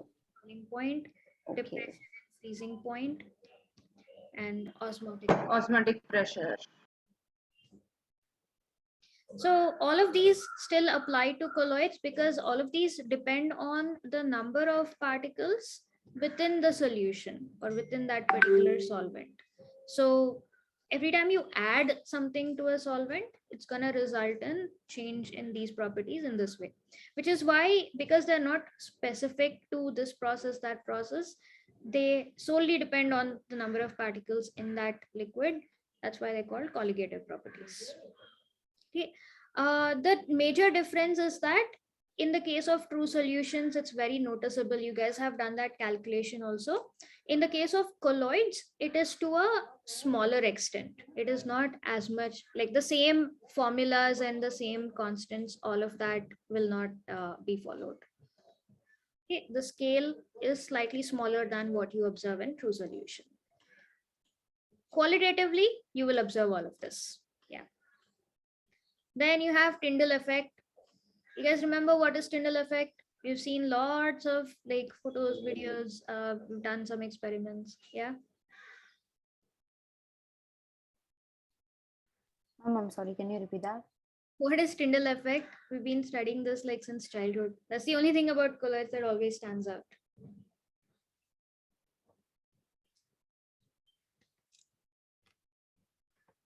Dispersion of light due to the small size of the colloid particles. Absolutely. Dispersion. Size of the colloid. Not small size. scattering of light. It shows you the path of light, right? Yeah. So to the naked eye, because you can't see each and every single beam unless you point a laser or something, it looks like it's diffused within that thing, within the solution. So the scattering of light is unique to colloids because of the size of the particle again. So solution, the particles are so small that they don't affect light, just passes straight through.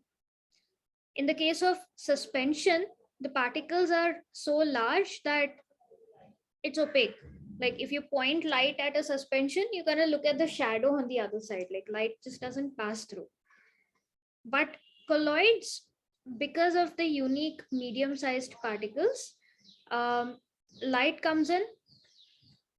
It's big enough to change the direction of it. So it hits, it goes here, it goes here, it goes here, it goes here, it goes here, and finally it leaves here. So because the light is traveling all like throughout the solution, it's hitting a lot of particles on its way. We like basically light is scattered within the solution. The way we see it is kind of like a diffused effect. Okay, actually I can do this at home. I can send you guys the pictures or the video. I can prepare some soap water and do it. I'd done that for grade 9 kids earlier. So that's like the main thing. So like again, this is the main concept of Tyndall effect, what happens and why it happens. Now let's put some values to it, like quantitatively speaking. The diameter of the particles, the sweet spot that I'm talking about. So the diameter is like not much less than the wavelength of light.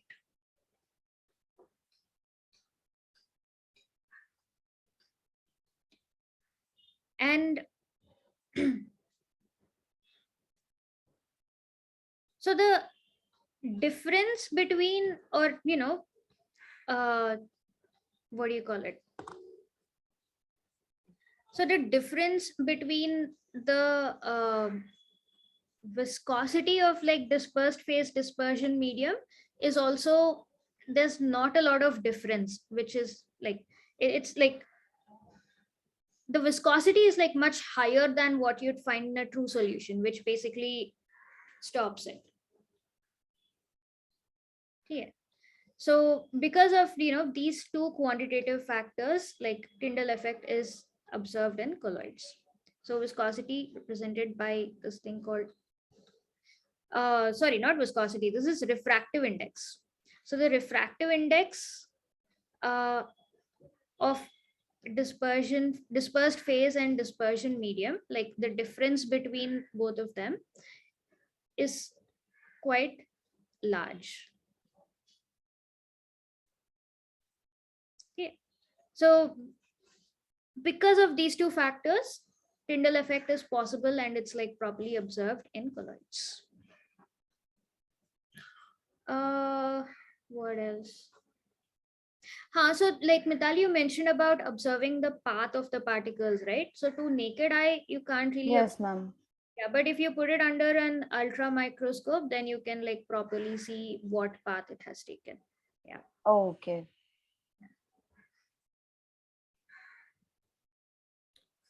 So this is the second one. Like you have colligative properties, you have Tyndall effect, then you have color. Again, because of weird interaction between this specific size of particles with light, you can observe like color in certain colloidal solutions, colloids. So color also is due to the size of particles. Color is basically light. So when light is like manipulated by the atoms, molecules, excitation of electrons, de-excitation of electrons, you kind of, that produces color, that particular wavelength of light. So in the case of colloids also, like gold colloids, you have, they're a brilliant like dark red color kind of a thing. So that's completely due to the size of the particles. Even within colloids, like if you prepare, again, gold sols, metallic sols, we've studied that they're made of multi-molecular kind of colloids, right? So if less molecules come together, you get like smaller particles. A lot of molecules come together, you get larger particles. So depending on the particle size also, you will find like difference in colors within the same colloid. Just that. Then you have Brownian movement. So Brownian movement or Brownian motion. Have you guys heard of this word before? What is Brownian motion?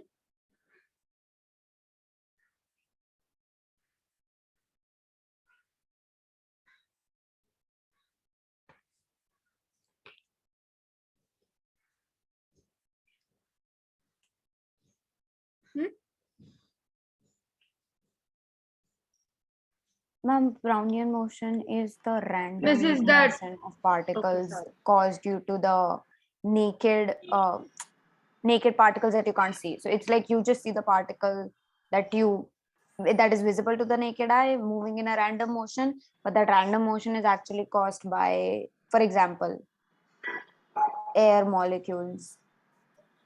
It's basically random motion because of particles colliding with each other. Yeah, that's it. It's just like random motion. Random is the keyword there. So random motion of the particles that just normally exist. Air molecules like just go in random places. They may collide, change directions, but it's still motion. It's pretty random. Even if I have a glass of water, the molecules in water are like constantly moving. You're going to observe that random motion in colloids, and that actually helps in stabilizing a colloid.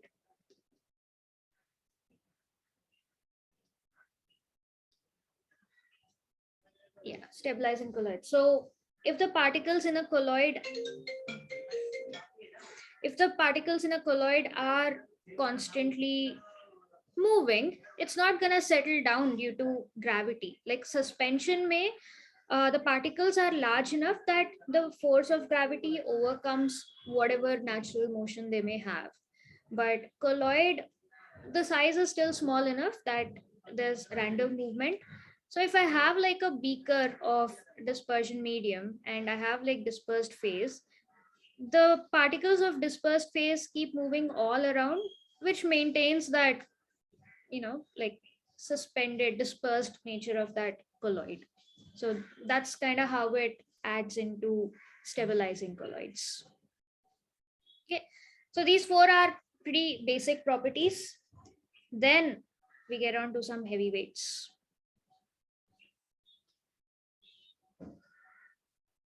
The next is charge on the particles.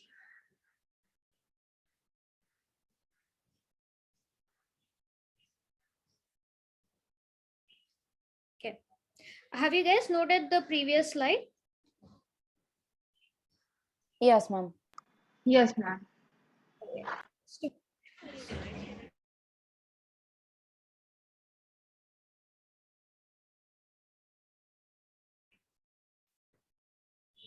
Yeah, sorry about that, guys. 5:30. Do you guys want to continue or like take an extra class for? Miss, can we do this tomorrow? I don't mind having 9 to 11 a class, but please can we leave now? Dhriti, I don't know about you, but tomorrow I have like extra chem and physics lectures.